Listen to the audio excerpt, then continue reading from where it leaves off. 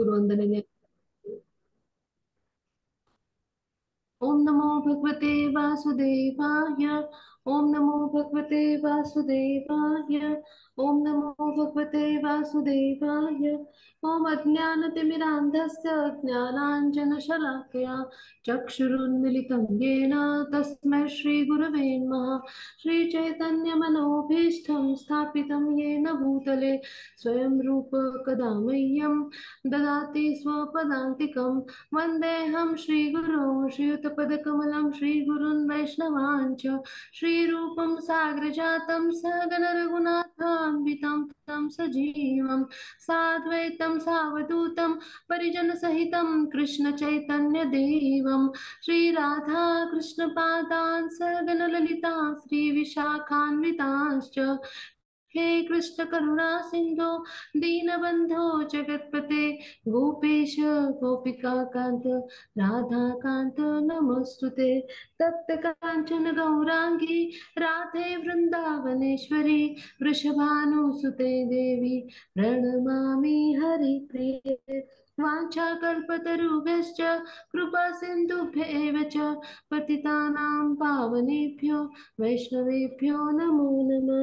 नमो ॐ विष्णुपदाय कृष्णपृष्ठाय भूतले श्रीमते भक्तिवेदान्त स्वामिन् इति नामिने। नमस्ते सरस्वती देवे गौरवाणी प्रचारिणे निर्विशेष शून्यवादी पाश्चात्यदेशतारिणे। जय श्री कृष्ण चैतन्य प्रभु नित्यानंद श्री अद्वैत गदाधर श्रीवासादि गौर भक्तवृंद। हरे कृष्णा कृष्ण कृष्ण हरे हरे हरे राम राम राम हरे हरे हरे कृष्ण कृष्ण कृष्ण हरे हरे हरे राम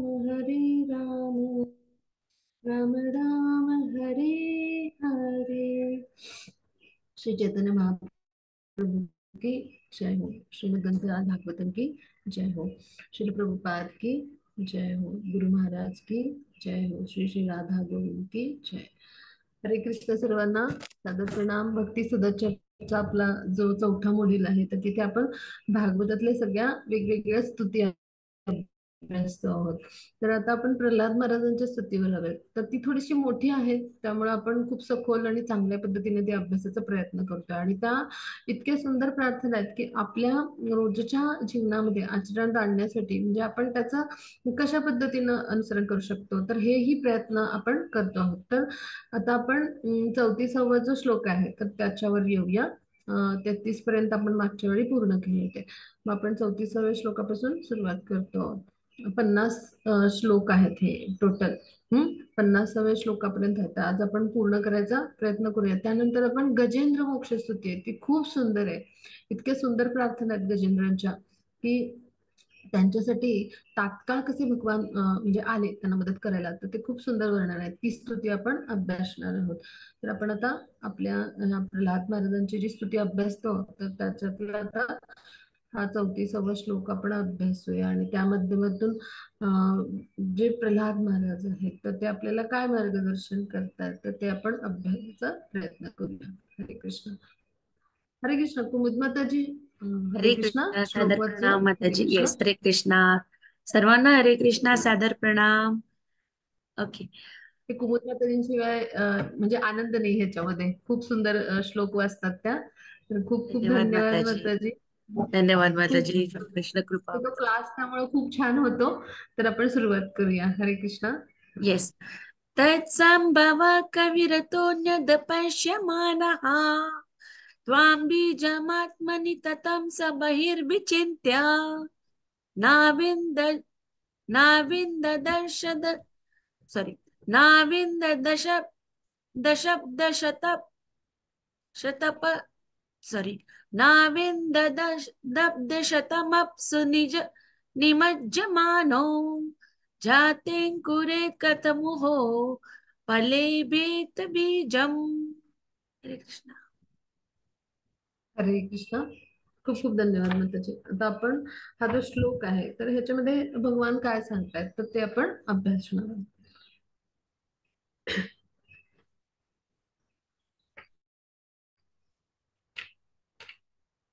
हा.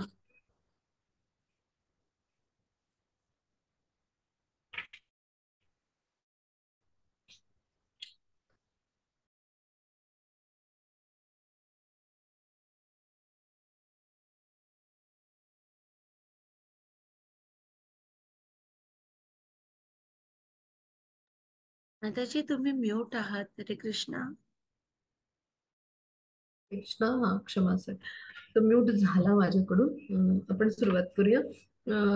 तर आता इथे जे प्रल्हाद महाराज आहेत तर ते काय म्हणतात आहे की या विशाल कमळापासून ब्रह्मदेवांचा जन्म झालाय. म्हणजे आपण ब्रह्मदेवांची मागच्या ह्याच्यामध्ये 33व्या श्लोकामध्ये ब्रह्मदेवांची उत्पत्ती कशी झाली हे अभ्यासलं होतं पहा.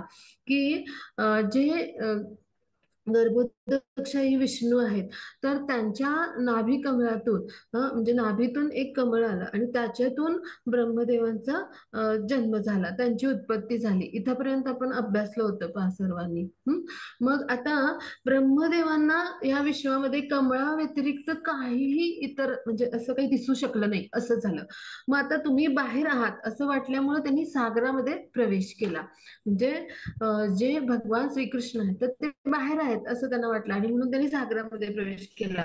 आणि 100 वर्षासाठी म्हणजे त्यांनी 100 वर्ष त्यांच्या जीवनातली घालवली त्या कमळाचा उगम कुठून आहे तो शोध घेण्यासाठी. हा म्हणजे पहा, ब्रह्माजींना आदिपुत्र म्हटलं जातं. मग त्या ब्रह्माजींनी काय केलं, जेव्हा त्यांची उत्पत्ती झाली म्हणजे त्यांचा जन्म पहिला झाला. हा भगवान यांची हिरण्यगर्भ शक्ती आहे, तर म्हणजे वेगवेगळ्या शक्ती आहेत त्यापैकी हिरण्यगर्भ शक्ती म्हणायचं, त्या शक्तीतून ब्रह्माजींचा जन्म झाला. नाभीतून कमळ आलं. भगवानांच्या गर्भोदकशाही विष्णू जे आहे भगवंतांचा विस्तार आहे तो वेगवेगळ्या प्रकारे भगवान विस्तार करतात. मग त्या गर्भोदकशाही विष्णू या विस्तारातून जे विस्तार जे आहे भगवान यांचा तर त्यातून जे कमळ आलं त्यांच्या नाभीतून तर त्यातून ब्रह्माजींचा जन्म झाला. मग ब्रह्माजींना काही भगवान बाहेर आहेत असे वाटलं सगळीकडे, म्हणजे त्यांना काही दिसलं नाही. मग त्यांनी सागरामध्ये प्रवेश केला आणि भगवान यांचा उगम शोधण्याचा प्रयत्न केला. म्हणजे कमळाचा उगम म्हणजे काय, कमळ कुठून आलंय, भगवान यांच्या नाभीतून. म्हणजेच भगवान यांना त्यांनी शोधण्याचा थोडक्यात प्रयत्न केला. मग त्यांना त्यांचा शोध नाही लागू शकला. म्हणजे हे प्रल्हाद महाराज सांगतात बरं का. आता भागवतामध्ये अशी कथन भरपूर आहेत हो की नाही, की एक भक्त दुसऱ्या भक्तांना सांगतायत किंवा एक भक्त दुसऱ्या भक्तांना प्रश्न विचारतायत, असे कथन भरपूर येतात हो की नाही. मैत्रेय ऋषी आहेत आणि विदुर आहेत, म्हणजे असे परीक्षित महाराजांना शुकदेव गोस्वामी सांगतायत, हे शौनक ऋषी प्रश्न विचारतायत. जे सगळे ऋषी मुनी आहेत त्यांच्या सभेचे ते प्रतिनिधित्व करतात आणि ते सूत गोस्वामींना विचारतात, असे संवाद येतात. तसं अशा स्तुती आहेत तिथं काय करतात, तर प्रल्हाद महाराजांसारखे जे भक्त आहेत तर ते भगवान यांच्याविषयी म्हणजे ते वर्णन करतात आहे. मग ते कसं म्हणतात की तथापि त्यांना म्हणजे तुमचा शोध नाही लागू शकला. तुमचा म्हणजे कोणाचा, भगवान यांचा. तर अशा पद्धतीनं भगवान यांची वर्णन करतायत. म्हणजे काय आहे हे सगळं, हे सगळं भागवतामध्ये असं का दिलंय असा प्रश्न आपल्या मनात पडेल हो की नाही. तर हे कशासाठी आहे, तर हे अनुभवाच्या स्तरावर आहे. म्हणजे अनुभवाच्या स्तरावर हे सगळं ह्या भक्तांनी अनुभवलंय भगवान यांना. आणि म्हणून हे अशा पद्धतीने इथे नॅरेशन्स येतात, म्हणजे कथा येतात, कथानक येतात आणि त्यांचे संवाद येतात. म्हणजे पहा, दोन व्यक्तींच्या संवादातूनच त्यांचे अनुभव असतील ते एकमेकांशी ते म्हणजे जे आहे ते सांगू शकतील एकमेकांना आणि त्यातून शिकू शकतील की नाही. मग भागवत म्हणजे हेच आहे. भगवानांच्या कथा आहेत, यशोगाथा आहेत, भगवान यांचं विजयाच्या कथा आहेत. आणि तिथे त्यांचे उच्च कोटीचे भक्त त्यांचे विजयगाथा गातात, सांगतात स्तुतीच्या स्वरूपात, किंवा दोन भक्त किंवा अनेक भक्त त्यांच्या वेगवेगळ्या अनुभवाच्या स्तरावर जे काही घेतलेल्या अनुभूती आहेत किंवा त्यांच्याविषयी चर्चा करतात. अशा पद्धतीनं ते एकमेकांना त्या रसाचं म्हणजे जो आनंद आहे, आनंद रस आहे, म्हणजे तर त्याचं आदान प्रदान करत असतात. हा, मग अशा पद्धतीनं भागवतामध्ये सगळीकडे आपल्याला पाहायला मिळतात वर्णनं. तर ही कशासाठी आहेत? तर आपल्यासारख्या पतित जीवांनी त्यातून शिकण्यासाठी आहे, हे समजण्यासाठी आहे, अनुसरण करण्यासाठी आहे. म्हणजे जो कोणी भागवत श्रवण करतो, जो कोणी त्यानंतर जो कोणी तो म्हणजे त्याचं पठण करतो, हे सगळं आपण पाहिलंय की ह्यामुळे काय होतं, भागवत म्हणजे भागवताचं जो कोणी पठण श्रवण करतो तर त्याच्या हृदयात कृष्ण अवतरतात. हे तर आपण भागवतातच वाचलंय, अनुभवलंय. पण ह्याच्याही पलीकडे जाऊन उपनिषद काय सांगतात, जो कोणी श्रवण करतो, जो कोणी मनन करतो, म्हणजे आपण जे काही ऐकले त्याच्यावर चिंतन मनन म्हणतो ना, विचार करतो आणि मार्ग आपण कसं आचरण करायचं, मग कशा पद्धतीने प्रयत्न करायचे, मग ह्याला म्हणतात मनन. मग हा जो कोणी करतो, म्हणजे असे प्रयत्न आणि ज्याला नित्य ध्यास असतो ते करण्याचा, म्हणजे हे आचरणात मला कसं आणता येईल, मग त्याला भगवान अत्यंत म्हणजे काय म्हणतात की अत्यंत सोपे सहज पद्धतीने प्राप्त होतात असं उपनिषद सांगतात. हे आपण का आता या श्लोकात अभ्यासतोय तर हे समजून घेऊया. तर प्रल्हाद महाराज त्यांचे अनुभव सांगतायत आणि त्याच्यावर चिंतन मनन त्यांचा अनुभवाच्या स्तरावर त्यांनी केलंय. आणि म्हणजे ते एक परिपक्व म्हणजे काय म्हणतो की भक्ती बीज आहे. तर आणि ते त्यांच्यामध्ये अंकुरलेलं आहे अशा पद्धतीनं. आणि त्यांचे हे भक्तीचे अनुभव ते या स्तुतीतून गात आहेत भगवान यांच्याविषयी. भगवान कसे आहेत त्यांची वर्णनं, त्याची स्तुती. पण ते कधी एखादा भक्त अनुभवू शकतो, जेव्हा त्यानं अनुभवाच्या स्तरावर म्हणजे किंवा आपल्या अनुभूतीच्या स्तरावर हे सगळं अनुभवलेलं असतं, पाहिलेलं असतं भगवान यांचं दिव्यत्व, तेव्हाच त्याला कळतं. मग असे भगवान यांचे भक्त म्हणजे कोण आहेत? प्रल्हाद महाराज. आणि ते हे अनुभवतात आणि आपल्याला सांगतात. आणि म्हणून ते असं म्हणतात की त्यांना तुमचा शोध नाही लागू शकला ब्रह्माजींना, कारण बीज अंकुरित झाल्यावर मूळ बीजच दिसेल असं झालं. असं होतं की नाही, आपण बीज अंकुरित होतं, म्हणजे मातीतून वरती येतं, मग मूळ बीजच दिसत म्हणजे तिथं आपल्याला दिसू येत नाही, असं होतं ना. कारण मुळामध्ये त्याचं रूपांतर झालेलं असतं, वेगवेगळ्या मुळ्या तयार झालेल्या असतात, हो की नाही. मग हा जो भौतिक स्तरावरचा अनुभव आहे ना, तर तो तिथे बीज अंकुरित झाल्यावर मूळ बीज दिसेनाचं झालं असं म्हटलंय प्रल्हाद महाराजांनी. हा आध्यात्मिक स्तरावर त्यांनी मांडलाय. मग तो कसा आहे तर तो आपण आता याच्यातून आणखी या श्लोकाच्या माध्यमातून सखोल स्वरूपात समजून घ्यायचा प्रयत्न करूया. मग आता इथे समजून घेऊ आपण की हे जे विश्व आहे तर हे कसं प्रकट होतं आणि त्याचा कसा विकास होतो ह्याच्याविषयीचे वर्णन आहे. म्हणजे विश्वाचा विकास कसा होतो, एखादं बीज असतं ना, त्याचं अंकुरासारखं असतं. म्हणजे विश्व आहे तर ते अंकुराप्रमाणे निर्माण होतं बीजातनं, असं थोडक्यात प्रल्हाद महाराजांना सांगायचं. आता कापसाचं सूत केलं जातं बघा, हा. तर कापूस आपल्याला दिसतो का मग, म्हणजे काय की कापूस तिथं उपस्थित असतो, पण त्याचं सूत कातलं जातं आणि त्याचं म्हणजे सूत कातून ते वस्त्र बनतं. मग तेव्हा तिथे सूत आपल्याला दिसत नाही, सॉरी, कापूस तिथे दिसत नाही. पण याचा अर्थ तिथे कापूस नाहीये असं होतं का? तर बिलकुल नाही, तिथे कापूस असतो, हो की नाही. मग म्हणजेच काय की सूत विणून वस्त्र झालं की तिथं सूत दिसेना असं होतं, म्हणजे कापसाचे धागे सूत म्हणजे, तर ते दिसेना असं होतं वस्त्रामध्ये. मग याचा अर्थ असा नाही की तिथे कापूस नाहीये किंवा सूत नाहीये, तर ते दोन्ही उपस्थित आहे. मग तसंच गर्भोदकशाही विष्णूंच्या नाभीमधून निर्माण झालेलं बीज जे आहे तर ते विश्वामध्ये रूपांतरित झालं. मग तेव्हा ब्रह्मदेवांना त्या विश्वाचं उगमस्थान जाणून घ्यायला आलं नाही, असं असं ते घडलं. आणि मग ही गोष्ट योग्यच आहे ना, म्हणजे. आणि मग आता पहा, आधुनिक वैज्ञानिक जे आहेत आताच्या काळातले जे शास्त्रज्ञ, ते ह्या विश्वाच्या उगमाच्या गोष्टी करतात. म्हणजे किती फोलपणा आहे पहा, म्हणजे निरर्थक हा सगळा आपला म्हणजे वेळेचा अपव्यय केल्यासारखं आहे की नाही पहा. म्हणजे भौतिक घटक जे आहेत तर त्यांचा एक विशाल समूह किंवा गोळा होता, म्हणजे त्यांचं स्पष्टीकरण बघा कसं आहे. प्रारंभी भौतिक घटक होते, त्यांचा एक समूह किंवा विश्व म्हणजे एक गोळा होता. मग त्याचा स्फोट झाला आणि विश्व निर्मिती झाली. आता त्या गोळ्याचा स्फोट कसा झाला हे पण त्यांना सांगता येत नाही, बरं का. आता आपण थोडस लॉजिकल रिझनिंग म्हणतो किंवा तारतम्य भाव ज्याला म्हणतो त्यांनी विचार करूया. एखाद्या गोष्टीचा स्फोट झाला, ती नष्ट झाली, तर त्यातनं काही नवीन निर्माण होईल का हो, म्हणजे आपण विचार करूया. असं होईल का कधी? बिलकुल नाही, हो की नाही. शिल प्रभुपाद याच्यावर खूप छान पद्धतीनं त्यांच्या एका लेक्चरमध्ये सांगतात. तर एखादी गोष्ट आहे त्याचा स्फोट होतो, ती नष्ट होते, तर त्याच्यातून म्हणजे तो गोळा नष्ट होतो आणि त्याचा स्फोट होतो, तर त्याच्यातून कधी नवीन निर्माण उपजेल का? बिलकुल नाही. पण आपले वेद काय सांगतात पहा, किती तथ्य आहे पहा, आणि किती वेदामध्ये प्रमाण दिलेले आहे सगळ्या गोष्टींचं, कारण हे भगवान यांच्याकडून आलेले आहेत. तर ते कसे दोषरहित आहेत वेद, त्यामुळं त्याच्यामध्ये कुठली त्रुटी दोष नाहीये. तर मग वेदामध्ये काय म्हटलंय, तर वेद आपले काय सांगतात, तर अखिल भौतिक शक्तीवर भगवान यांचा दृष्टिक्षेप झाला फक्त, म्हणजे भगवान एक दृष्टी कटाक्ष टाकतात फक्त.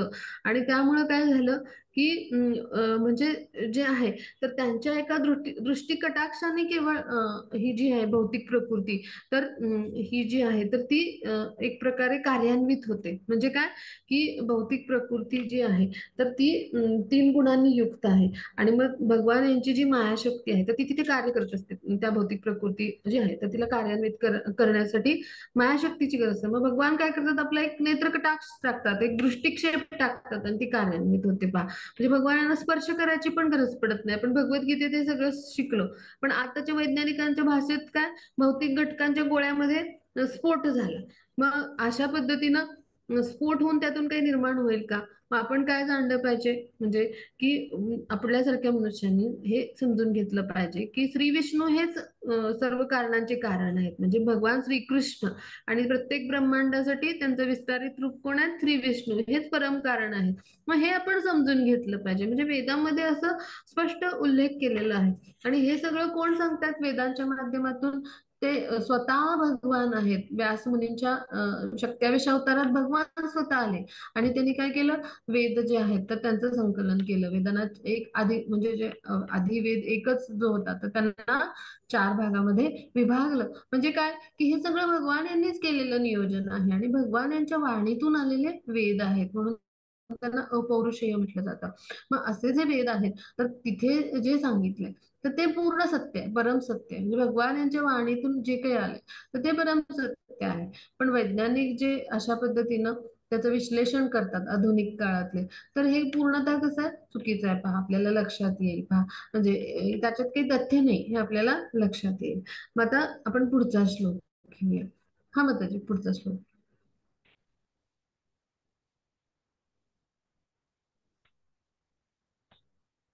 हरे कृष्णा. सत्वात्मयो निरतिविस्मित आश्रितोऽब्जम् कालेन तीव्रतपसा परिशुद्ध भावः त्वामात्मनिश त्वाम् आत्मनिश भुवि गन्धमिवाति सूक्ष्मम् भूतेन्द्रियाशयमये विततं ददर्श. हे कृष्ण. हरे कृष्ण. तर आता इथे काय सांगितलं, की मातेविना जन्मलेलं म्हणजे मूल जे आहे, किंवा त्याला काय म्हणायचं, आत्मयोनी असं म्हटलं जातं. आता ही सगळ्यांनी हा शब्द लक्षात ठेवूया. असे जे प्रख्यात आहेत म्हणजे ते कोण, ब्रह्मदेव. म्हणजे काय, की भगवान जे आहेत तर ते काय करतात, म्हणजे ते सगळ्यांची निर्मिती करतात. म्हणजे भगवद्गीतेचा जो श्लोक पण येतो पहा, की अहम बीजप्रद पिता, असा एक श्लोक येतो. म्हणजे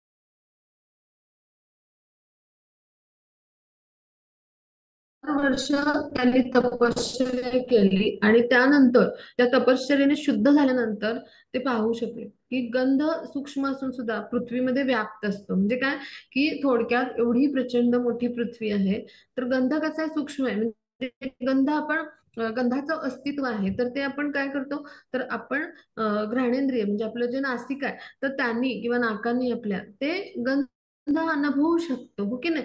म्हणजे त्याचं अस्तित्व कसं आहे, सूक्ष्म आहे. पण तो पृथ्वीमध्ये तरी पण व्याप्त असतो, म्हणजे पूर्ण पृथ्वी तलावर तो व्यापलेला असतो, हो की नाही? तसं सर्व कारणांचं कारण असणारे भगवान आपल्या देहामध्ये आणि आपल्या इंद्रियामध्ये पूर्णपणे व्याप्त आहेत, पण त्यांचं अस्तित्व कसं आहे?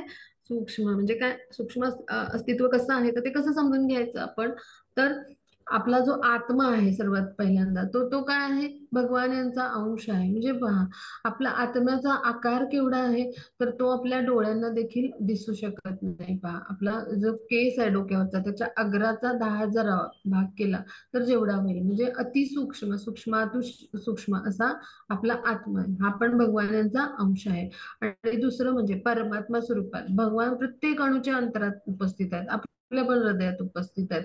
म्हणजेच याचा अर्थ काय, की गंध जसा सूक्ष्म असून सगळ्या पृथ्वीला व्यापून टाकणारा असतो, हो की नाही? मग तसं भगवान हे सूक्ष्म रूपात असले तरी भगवान हेच आपल्या सगळ्या इंद्रियांना पूर्णपणे म्हणजे व्यापून टाकणार आहेत, आपल्या देहाला व्यापून टाकणार आहेत. म्हणजे काय, की आपला जो आत्मा आहे त्याच्या माध्यमातून जी चेतना शक्ती किंवा जीवन शक्ती कार्यरत असते, मग ही कोणाकडून येते? भगवान यांच्याकडून येते. त्यांचे आपण सूक्ष्म अंश आहोत, मग त्यामुळे त्यांच्याकडे ज्या शक्ती आहेत त्या सूक्ष्म स्तरावर आपल्या सगळ्यामध्ये ते म्हणजे ती शक्ती उपस्थित आहे आणि आपल्या आत्म्याची उपस्थिती असते. म्हणूनच आपला काय होतं, देहाच्या म्हणजे आपल्या इंद्रियांच्या कृती होतात. म्हणजे हे कोणामुळे आहे, तर भगवान यांच्यामुळे आहे. तसंच इंद्रियांचे स्वामी भगवान आहेत सगळ्या, म्हणजे सगळ्या इंद्रिय जी आहेत तर ती भगवान यांच्या नियंत्रणाखाली असतात, एका भक्ताची आणि सगळ्यांचीच खरं तर. फक्त आपण काय होतो, प्रकृतीच्या 3 गुणांनी बद्ध असतो, त्यामुळे आपल्याला ते ज्ञान नसतं किंवा आपण तेवढे काय म्हणू की कॉन्शियस किंवा अलर्ट झालेलो नसतो, किंवा आपण तेवढे त्या म्हणजे तेवढे जागृत झालेलो नसतो आणि आपण म्हणून ते अनुभवू शकत नाही आपल्या इंद्रियांच्या स्तरावर. आपल्या इंद्रियांना मर्यादा आहेत का, तर ती कसं आहे की आपण जे आहोत ते प्रकृतीच्या 3 गुणांनी बद्ध आहोत, दूषित आहे आपली चेतना आणि म्हणून आपण नाही अनुभवू शकत. आपल्या इंद्रियांना मर्यादा येतात. पण एखादा भक्त की जो शुद्ध भक्त बनतो भगवान यांचा, तर तो हे अनुभवू शकतो भगवंतांचं अस्तित्व. म्हणजे काय, की भगवान आपल्या इंद्रियामध्ये पूर्णपणे व्याप्त आहेत. अर्जुन प्रार्थना करतात पहा, 17.1 मध्ये भगवान यांना काय प्रार्थना करतात, तर जे इंद्रियांचे स्वामी आहात तुम्ही, म्हणजे त्यांना ऋषिकेश असं म्हटलं जातं, तर तुम्ही काय करा, माझ्यामध्ये हे असुर रूपी म्हणजे जे केशी निशोधन किंवा केशी असुराच्या स्वरूपातले जे काही असे शंका कुशंका आहेत, असे जे असुरूपी आहेत, तर त्यांना नष्ट करा. माझं मन संयमित करा, संतुलित करा. आता इंद्रियामधलं मन म्हणजे शुद्ध भगवान आहेत, म्हणजे जे काही आहे ते श्रीकृष्ण आहेत. अशा पद्धतीनं सगळ्या इंद्रियामध्ये व्याप्त असे काय आहेत, भगवान आहेत पहा. मग हे हे जे आहेत तर त्यांना आपण अनुभवू नाही शकत त्यांचं अस्तित्व. का, तर आपण जे आहेत तर ते दूषित आहोत, किंवा आपण आपली चेतना आहे ती दूषित आहे, आणि ह्यासाठी आपली शुद्धी होणं आवश्यक आहे. मग आता ह्या श्लोकामध्ये आपण अभ्यासलं की हे सगळं प्रल्हाद महाराज आहेत, तर हे का सांगतात आहे, तर हे पण समजून घेऊ आपण.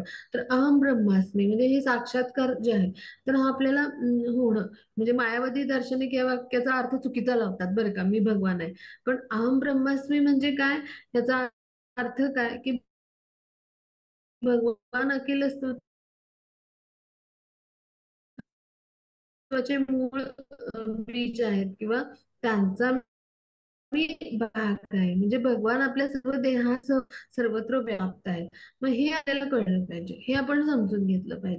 मग हे जेव्हा एखाद्यानं म्हणजे एखादा समजून घेतो, तेव्हा त्याला लक्षात येतं की भगवान यांचं अस्तित्व कसं आहे. म्हणजे आपल्याला 10व्या अध्यायामध्ये विभूती योगामध्ये भगवान सगळ्यातून आपण भगवान यांचं अस्तित्व जर समजून घेतलं, तर त्याद्वारे आपल्याला काय होईल, तर भगवान यांचं अस्तित्व अनुभवता येईल. कारण आपल्यासारखा जो भौतिक जगतामध्ये किंवा भौतिक क्रियामध्ये रममाण असलेला व्यक्ती आहे, त्याच्या मनामध्ये भगवान यांच्याविषयी असं सहज प्रेम असं येईल का, निर्माण होईल का, नाही, हळूहळूच ते होईल. मग भौतिक स्तरावर असणारा व्यक्ती, भौतिक जगतामध्ये सतत भौतिक कृती करणारा व्यक्ती, कर्म करणाऱ्या व्यक्तीला जर भौतिक स्तरावर भगवान कसे उपस्थित आहेत वेगवेगळ्या शक्तींच्या त्यांच्या विस्ताराद्वारे किंवा वेगवेगळ्या विभूतींच्या स्तरावर, तर म्हणजे त्या माध्यमातून कसं भगवान प्रकट करतात स्वतःला, हे जर समजलं तर निश्चित त्याला सोपं जाईल भगवान जे आहेत तर म्हणजे त्यांना जाणून घेण्यासाठी. आणि आपल्या जीवनाचं, मानवी जीवनाचा उद्देश काय, तर भगवान यांना तत्वतः जाणणं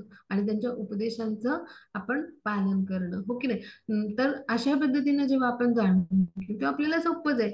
मग हे सगळं जे आहे तर हे प्रल्हाद महाराज जाणतात आणि म्हणून ते काय सांगतात की आपल्या जे ब्रह्मदेव होते तर त्यांनी हे सगळं जाणलेलं होतं.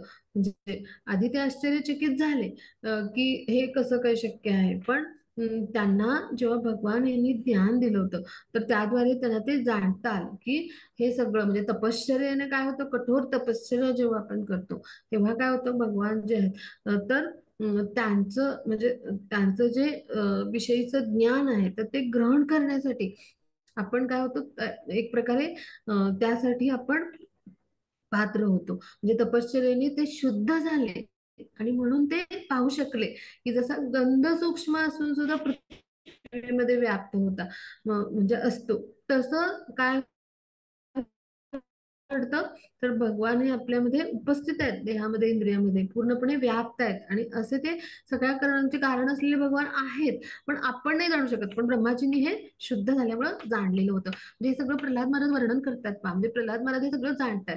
म्हणजे आता मातीमध्ये पृथ्वीमधून उगवणारी म्हणजे म्हणजे त्या मृदेतून उगवणारी, थोडक्यात म्हणजे पृथ्वी तलावर आपण राहतो तर ह्या पृथ्वी लोकात, मग यात उगवणारी फुलं वेगवेगळ्या गंधांनी रंगांनी युक्त आहेत, बरोबर.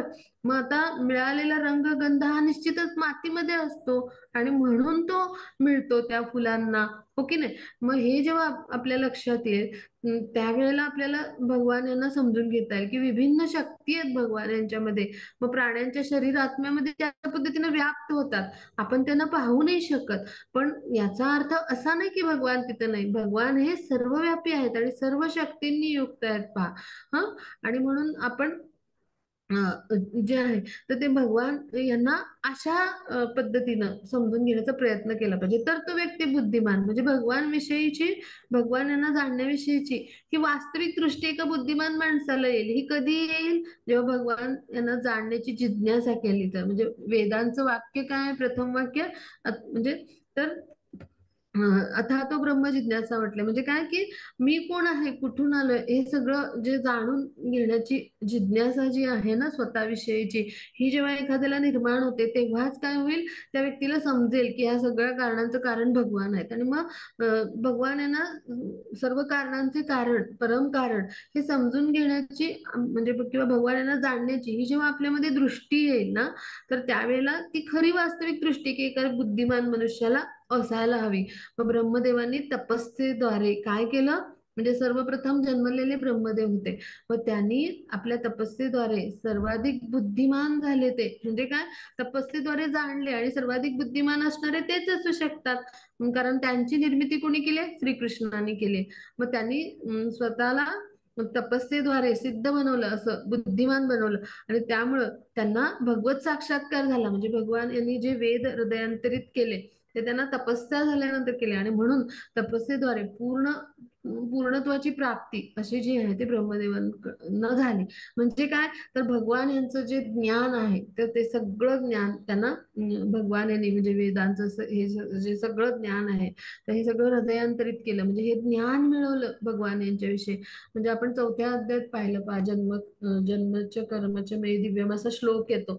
तर त्यातून काय की भगवान यांना जो जाणण्याचा तत्वता प्रयत्न करतो तर तो काय होतो, म्हणजे तो जेव्हा भौतिक देह त्यागतो तर त्यावेळेला तो आध्यात्मिक जगतामध्ये प्रवेश करतो. पुन्हा परतून या इकडे त्याला भौतिक जगतामध्ये यावं लागत नाही. म्हणजेच काय, एक प्रकारे आध्यात्मिक देह त्याला प्राप्त होतो, याचा अर्थ असा. मग ब्रह्मदेवांनी तपस्या केली खरं तर.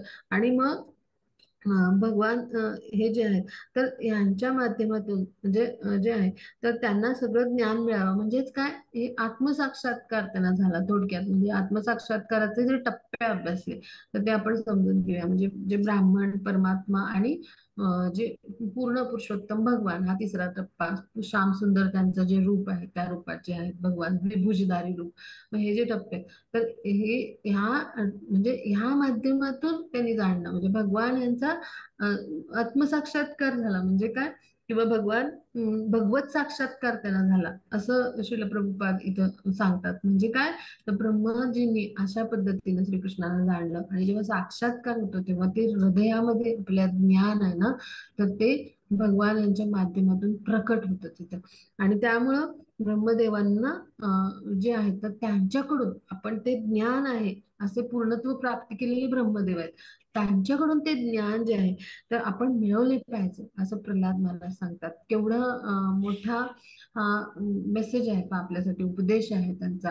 म्हणजे ब्रह्मदेवांकडून ते ज्ञान आहे तर ते आपण मिळवायचा प्रयत्न केला पाहिजे. भगवानांचे उच्च कोटीचे ते भक्त आहेत आणि मग त्यांना हे ज्ञान सगळं दिलंय भगवानाने, मग त्यांच्याकडून ते आपल्याला मिळवता आलं पाहिजे किंवा ते मिळवलं पाहिजे असं प्रल्हाद महाराज सांगतात. मग आता पुढे जाऊ आपण. हा, मग पुढचा श्लोक घेऊया.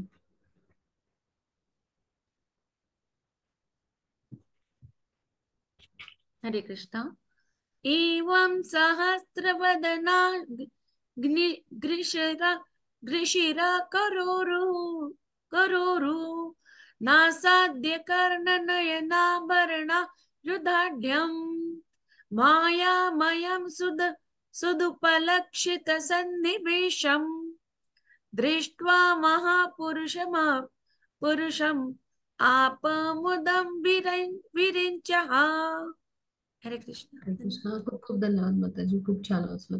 तर आता ब्रह्माजी जे आहेत तर ब्रह्मदेव जे आहेत तर ते पाहू शकले त्यावेळेला की भगवान यांना कसं पाहू शकले ते, तर सहस्त्रमुख हात पाय, सहस्त्र हात पाय असे, हा सहस्त्र मस्तक, सहस्त्र मांड्या, सहस्त्र त्यांना नाक, कान, नेत्र आहेत आणि असे नानाविध अस्त्रांनी, शस्त्रांनी, आभूषणांनी, सुंदर वस्त्रांनी सुशोभित असलेले भगवान आणि त्यांचं दिव्य रूप आणि त्यांचे चरण अधोलोकापर्यंत म्हणजे जे पाताळ लोक म्हणजे असं म्हणून अधोलोक म्हणजे तर तिथपर्यंत पोहोचलेले असे विस्तारलेले आहेत. आणि तुमच्या अशा या अलौकिक विष्णू रूपाचं दर्शन घडलेले ब्रह्मदेव त्यावेळेला दिव्यानंदाने भारावून गेले असं कोण सांगतात, प्रल्हाद महाराज सांगतात. किती सुंदर स्तुती पहा. म्हणजे ब्रह्मदेव पूर्णपणे शुद्ध असल्यामुळं भगवान यांचं मूळ विश्वरूप जे आहे तर ते पाहू शकले. या रूपात त्यांना सहस्त्रमुख, सहस्त्र सगळे म्हणजे हात पाय मस्तक मांड्या नाक कान नेत्र जसं भगवानांचं विश्वरूप तसं ह्या प्रक्रियेलाच काय म्हणायचं, आत्मसाक्षात्कार असं म्हणायचं. आत्मसाक्षात्कार म्हणजे काय हे आपण भागवतातून समजून घेऊया. आत्मसाक्षात्कार म्हणजे काय, भगवान यांच्या दिव्य रूपामध्ये त्यांना जाणणं, आणि त्या दिव्य रूपात पाहू शकणं म्हणजे, तर ह्या प्रक्रियेलाच काय म्हणायचं, आत्मसाक्षात्कार. मग आता वास्तविक म्हणजे आत्मसाक्षात्कार म्हणजे काय, तर भगवानांचं जे निराकार तेज आहे त्याची नाही अनुभूती, तर साक्षात भगवान यांना प्रत्यक्ष पाहणं, हम्म म्हणजे काय आहे, तर आत्मसाक्षात्कार आहे. मग इथं उल्लेख केलाय पहा, म्हणजे जो उल्लेख आलेला आहे की ब्रह्मदेवांनी भगवान यांना महापुरुषा रूपात पाहिलं. म्हणजे आता हा श्लोक जो आहे तर इथे तो उल्लेख आलाय पहा, चौथ्या ओळीमध्ये दृष्ट्वा महापुरुष माप असा शब्द आहे पहा. हा, दृष्ट्वा महापुरुषम आप असा शब्द आहे. हा, आणि पुढे काय, मुदम हा शब्द आलाय. तर ह्याचा अर्थ काय होतो, तर अशा स्वरूपामध्ये ब्रह्मदेवांनी भगवान यांना पाहिलं. हम्म अशा म्हणजे म्हणजे अशा पद्धतीचं त्यांचं विश्वरूप जे आहे, मूळ त्यांचं जे रूप आहे तर ते त्यांनी पाहिलं. म्हणजे प्रत्यक्ष भगवान यांना पाहिलं थोडक्यात, आणि म्हणून तिथं महापुरुष हा शब्द म्हणजे जो आहे तो वापरलाय. मग आता अर्जुनांनी पण श्रीकृष्णांना ह्याच रूपात पाहिलं, विश्वरूप आपण म्हणतो ते. मग त्यालाच म्हणजे त्या रूपाला मध्ये जे भगवान आहेत त्याला ते महापुरुष असं म्हणजे शब्द वापरलाय. मग आता भगवान यांना तो म्हणाला तेव्हा काय, की परम ब्रह्म परम धाम, पवित्रम परमम भवान पुरुषम शाश्वतम दिव्यम. म्हणजे तुम्हीच परम ब्रह्म आहात, परम श्रेष्ठ तुम्हीच आहात, परमधाम तुम्हीच आहात, परम पवित्र तुम्हीच आहात, परम सत्य परम शाश्वत पुरुष तुम्हीच आहात. म्हणजे पहा, हे सगळं तुम्ही म्हणजे कोण आहात, तर तुम्हीच आहात. म्हणजे शाश्वतरित्या भगवानच परमश्रेष्ठ भोगतायत, हो की नाही. मग आता आपण समजून घेऊया की भगवान यांच्या म्हणजे शरीरातून निघणारं जे तेज आहे तर ते तेज म्हणजे भगवानांची अनुभूती नाहीये, तो पहिला टप्पा आहे भगवानांच्या आत्मसाक्षात्काराचा. पहा म्हणजे काय, ब्राह्मण आपण म्हणतो त्याला.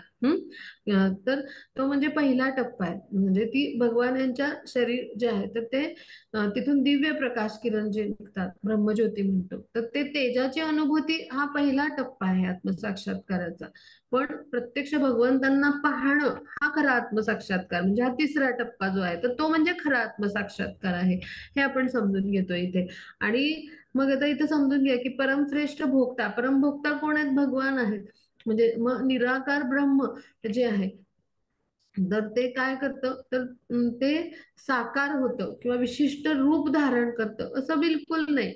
उलट पक्षी काय आहे, निराकार ब्रह्माचा उगम कुठून आहे? परमश्रेष्ठ भगवान. म्हणजे काय की निराकार ब्रह्म म्हणजे काय, ब्रह्म भगवान यांच्या शरीरातून निघणारे जे प्रकाश किरण आहेत तर त्याचा उगम कुठे आहे? तर भगवान यांच्याकडे आहे. म्हणजे बॅटरीतून प्रकाश किरण येतात, म्हणजे तो बॅटरीचा लाईट आहे, तिथून येतोय ना तो प्रकाश, म्हणजे बॅटरी आहे पाठीमागे. तसं प्रकाश किरण येतात म्हणजे किंवा तेजोमय किरण येतात भगवान यांच्या अंगकांतीतून. म्हणजे ते कुठून येतात, त्याचा उगम कुठे आहे? तर भगवान यांचं दिव्य शरीर. म्हणजेच काय, भगवान स्वतः तिथे उपस्थित आहेत एक व्यक्ती म्हणून. तर हे आपण समजून घेतलं पाहिजे. म्हणजे ब्रह्मदेव स्वतःचं शुद्धीकरण झाल्यानंतर भगवंतांचं हे परमश्रेष्ठ रूप पाहू शकले. अन्यथा आपण पहा की निराकार ब्रह्म म्हणजे भगवानांच्या शरीरातून निघणारं तेज आहे, मग त्याला हात पाय मस्तक अवयव असणं शक्य आहे का? बिलकुल नाही. पण असे अवयव कुठे आहेत? फक्त भगवत रूपालाच आहेत. म्हणजे आपण सगळ्यांनी हा भाग समजून घेऊया. भगवान जे आहेत तर ते व्यक्ती आहेत, एक व्यक्तिशः उपस्थित आहेत, एक व्यक्ती आहेत. हे भगवद्गीतेतही अनुभवलंय आपण. आणि मग भगवान यांना सगळे अवयव म्हणजे जे काही आहेत, हात पाय, हे सगळे हे असलेले ते व्यक्ती आहेत. तर हे म्हणजे हे जे आहे तर ह्याचा इथे उल्लेख प्रल्हाद महाराजांनी केलाय. म्हणजे जिथे तिथे वेदांमध्ये हे उल्लेख आहेत. म्हणजे आपले जे वैदिक जे ग्रंथ आहेत तिथे उल्लेख आहेत. म्हणजे भगवान म्हणजे फक्त निराकार असं तेजोमय किरण म्हणजे भगवान नाही आहेत, तर भगवान प्रत्यक्ष एक व्यक्ती आहेत. गोविंदम आदिपुरुषम म्हटलंय ब्रह्माजींनी. आदिपुरुष, पुराण पुरुष त्यांना म्हटलंय. म्हणजे प्रत्यक्ष ते व्यक्ती आहेत. म्हणजे पहा, आपल्याला हात पाय नाक कान डोळे हे जर सगळे अवयव आहेत तर आपली निर्मिती भगवान यांच्यापासून झाली. म्हणजे त्यांना ते सगळं त्यांच्याकडे ते शक्ती असल्याशिवाय आणि त्यांच्याकडे ते सगळे असल्याशिवाय आपल्याला मिळेल का? म्हणजे हा आपण विचार करायला हवा.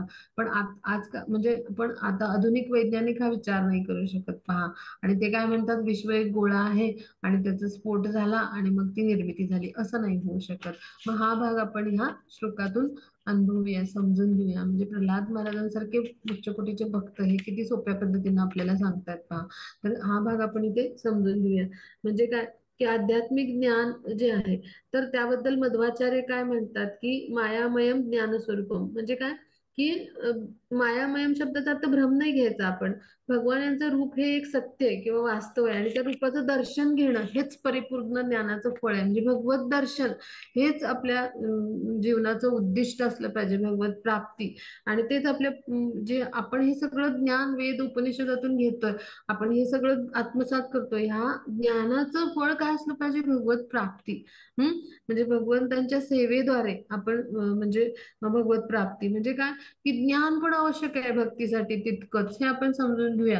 म्हणजे असं नाही की फक्त भक्तीचे प्रयास आपण करायचे, भक्तिमय प्रेममय सेवेचे, पण ती सेवा कशी करायची परिपूर्ण पद्धतीनं की भगवान संतुष्ट होतील, यासाठी ज्ञान आवश्यक आहे. आणि आपलं जे काही वैदिक ग्रंथ आहेत तर त्या सगळ्यामध्ये अशी ती वर्णन आहेत, सगळ्या भगवत भक्तांनी कशी सेवा केली आणि भगवान यांची भक्तिमय प्रेममय सेवा कशी करायची, किंवा गुरु आपल्याला हेच सांगतात की भगवान यांची सेवा कशी करायची. त्याद्वारे आपल्याला भगवानांच्या चरण कमलांची घेऊन जातात. भगवद्गीतेत पण आपण अभ्यासला श्लोक, बहुना जन्मनामध्ये ज्ञानवानमा प्रपद्यन्ते. म्हणजे काय की ज्ञानवान म्हणजे काय, परिपूर्ण ज्ञानी असा आहे, असा ज्ञानी मनुष्यच भगवान यांना पाहू शकतो. पहा, अत्यंत महत्वाचं हे स्पष्टीकरण आहे प्रल्हाद महाराज जे आपल्याला सांगतात त्या श्लोकाच्या माध्यमातून.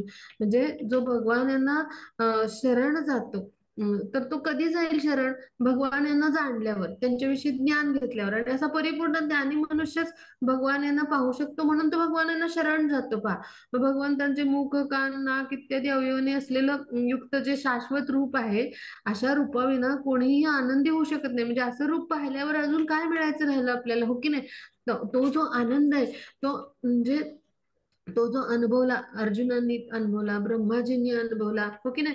ईश्वर परमकृष्ण सच्चिदानंद विग्रह, हे का म्हणू शकले ब्रह्माजी? ह्या का स्तुती त्यांनी लिहिल्या? तर ह्यांनी त्यांनी, ब्रह्माजींनी हे सगळं रूप अनुभवलंय भगवान यांचं. म्हणजे आता तुम्हाला सगळ्यांना लक्षात येईल की ब्रह्मसंहिता जी लिहिली आहे, हे भगवान यांना प्रत्यक्ष ज्या पाहिलेल्या अनुभूती आहेत त्याचं जसंच्या तसं वर्णन ब्रह्माजींच्या श्रीमुखातून आलंय. आणि प्रल्हाद महाराजांनी आधीच्या श्लोकात काय म्हटलं? भगवान यांच्याविषयीचं हे ज्ञान आहे, आपण कुठून मिळवलं पाहिजे? ब्रह्माजींकडून. आणि मग ब्रह्माजींनी ब्रह्मसंहितेमध्ये हे सगळं वर्णन लिहिलंय भगवान यांच्याविषयी, कसे आहेत भगवान आणि त्यांचं रूप कसं आहे, त्यांचं ते गोलोक वृंदावनमध्ये कसे असतात, सगळं सगळं लिहिलंय त्यांनी. हा, मग ही जी ब्रह्मसंहिता जी आहे, म्हणजे काय आहे? ब्रह्माजींनी केलेली स्तुती आहे. कधी ते स्तुती करू शकले? जेव्हा त्यांनी हे अनुभवलं, रूप पाहिलं. आणि म्हणून प्रल्हाद महाराज म्हणतात की त्यांच्याकडून हे ज्ञान मिळवलं पाहिजे. मग ब्रह्माजी काय म्हणतात? ईश्वर परमकृष्ण सच्चिदानंद विग्रह. मग अशा पद्धतीचे सच्चिदानंद विग्रह आहेत भगवान. म्हणजे काय? की असे भगवान आहेत. म्हणजे सच्चित आनंद म्हणजे काय? तर सत म्हणजे संपूर्ण शाश्वत, चित म्हणजे ज्ञानाने युक्त असलेले, आणि आनंद म्हणजे परमोच्च आनंदाचं ठिकाण, असे भगवान आहेत. मग हे आपण कधी अनुभवू शकतो? ज्या वेळेला आपण ब्रह्माजींकडून हे सगळं जाणून घेऊ. आणि हे सगळं प्रल्हाद महाराज काय म्हणतात? म्हणून ते ज्ञान ब्रह्माजींकडून घेतलं पाहिजे. ते प्रल्हाद महाराजांनी ज्ञानाच्या स्तरावर अनुभवलंय. आणि एखादा ज्ञानवान मनुष्यच म्हणजे भगवान यांच्याविषयी ज्ञान प्राप्त केलं तरच तो शरण जाईल. आपण चतुश्लोकी गीतामध्ये पण अभ्यासलो, हो की नाही? पहिला श्लोक जो आहे 10.8, त्यामध्ये पण काय म्हणलं? जेव्हा भगवान यांच्याविषयी ज्ञान आपल्याला मिळतं, तत्क्षणी बुद्धिमान मनुष्य काय करतो? त्यांना शरण जातो. मग हे आपली शरणागती किंवा आपलं संपूर्ण शरण भावाने जेव्हा आपण म्हणजे त्यांच्या चरणांचा आश्रय घेतो, तर त्याच वेळेला काय होतं? तर भगवान जे आहेत, तर त्यांना आपण जाणू शकतो, त्यांचं शाश्वत रूपात त्यांना पाहू शकतो. आणि त्या दिव्य आनंदाचा आपण लाभ घेऊ शकतो, की जसा ब्रह्माजींनी घेतला पहा. आणि म्हणून ब्रह्मदेवांनी पाहिलं की जसा गंध आणि रंग पृथ्वीमध्ये सगळीकडे व्याप्त आहेत, हो की नाही? मग तसं भगवान जे आहे ते सूक्ष्म रूपामध्ये सगळ्या विश्वामध्ये व्याप्त आहेत. किती सुंदर वर्णन आहे पहा. आणि आपल्याला कोणी विचारलं तर निश्चित आपल्याला सांगता येईल ना की भगवान कशा पद्धतीने व्याप्त आहेत. तर ह्यासाठी हे श्लोक सगळ्यांनी लक्षात ठेवा. 7.9.35 आणि 36 आपल्याला सांगता आलं पाहिजे भक्त म्हणून. एखाद्या भक्ताला किंवा एखादी आस्तिक व्यक्ती असेल तर त्याच्या मनात जर शंका आली तर त्याला आपल्याला निराकरण करता आलं पाहिजे. ह्यासाठी हे श्लोक सगळ्यांनी लक्षात ठेवा. आता पुढे जाऊ आपण. हा, मग त्याची पुढचा श्लोक घेऊया आपण.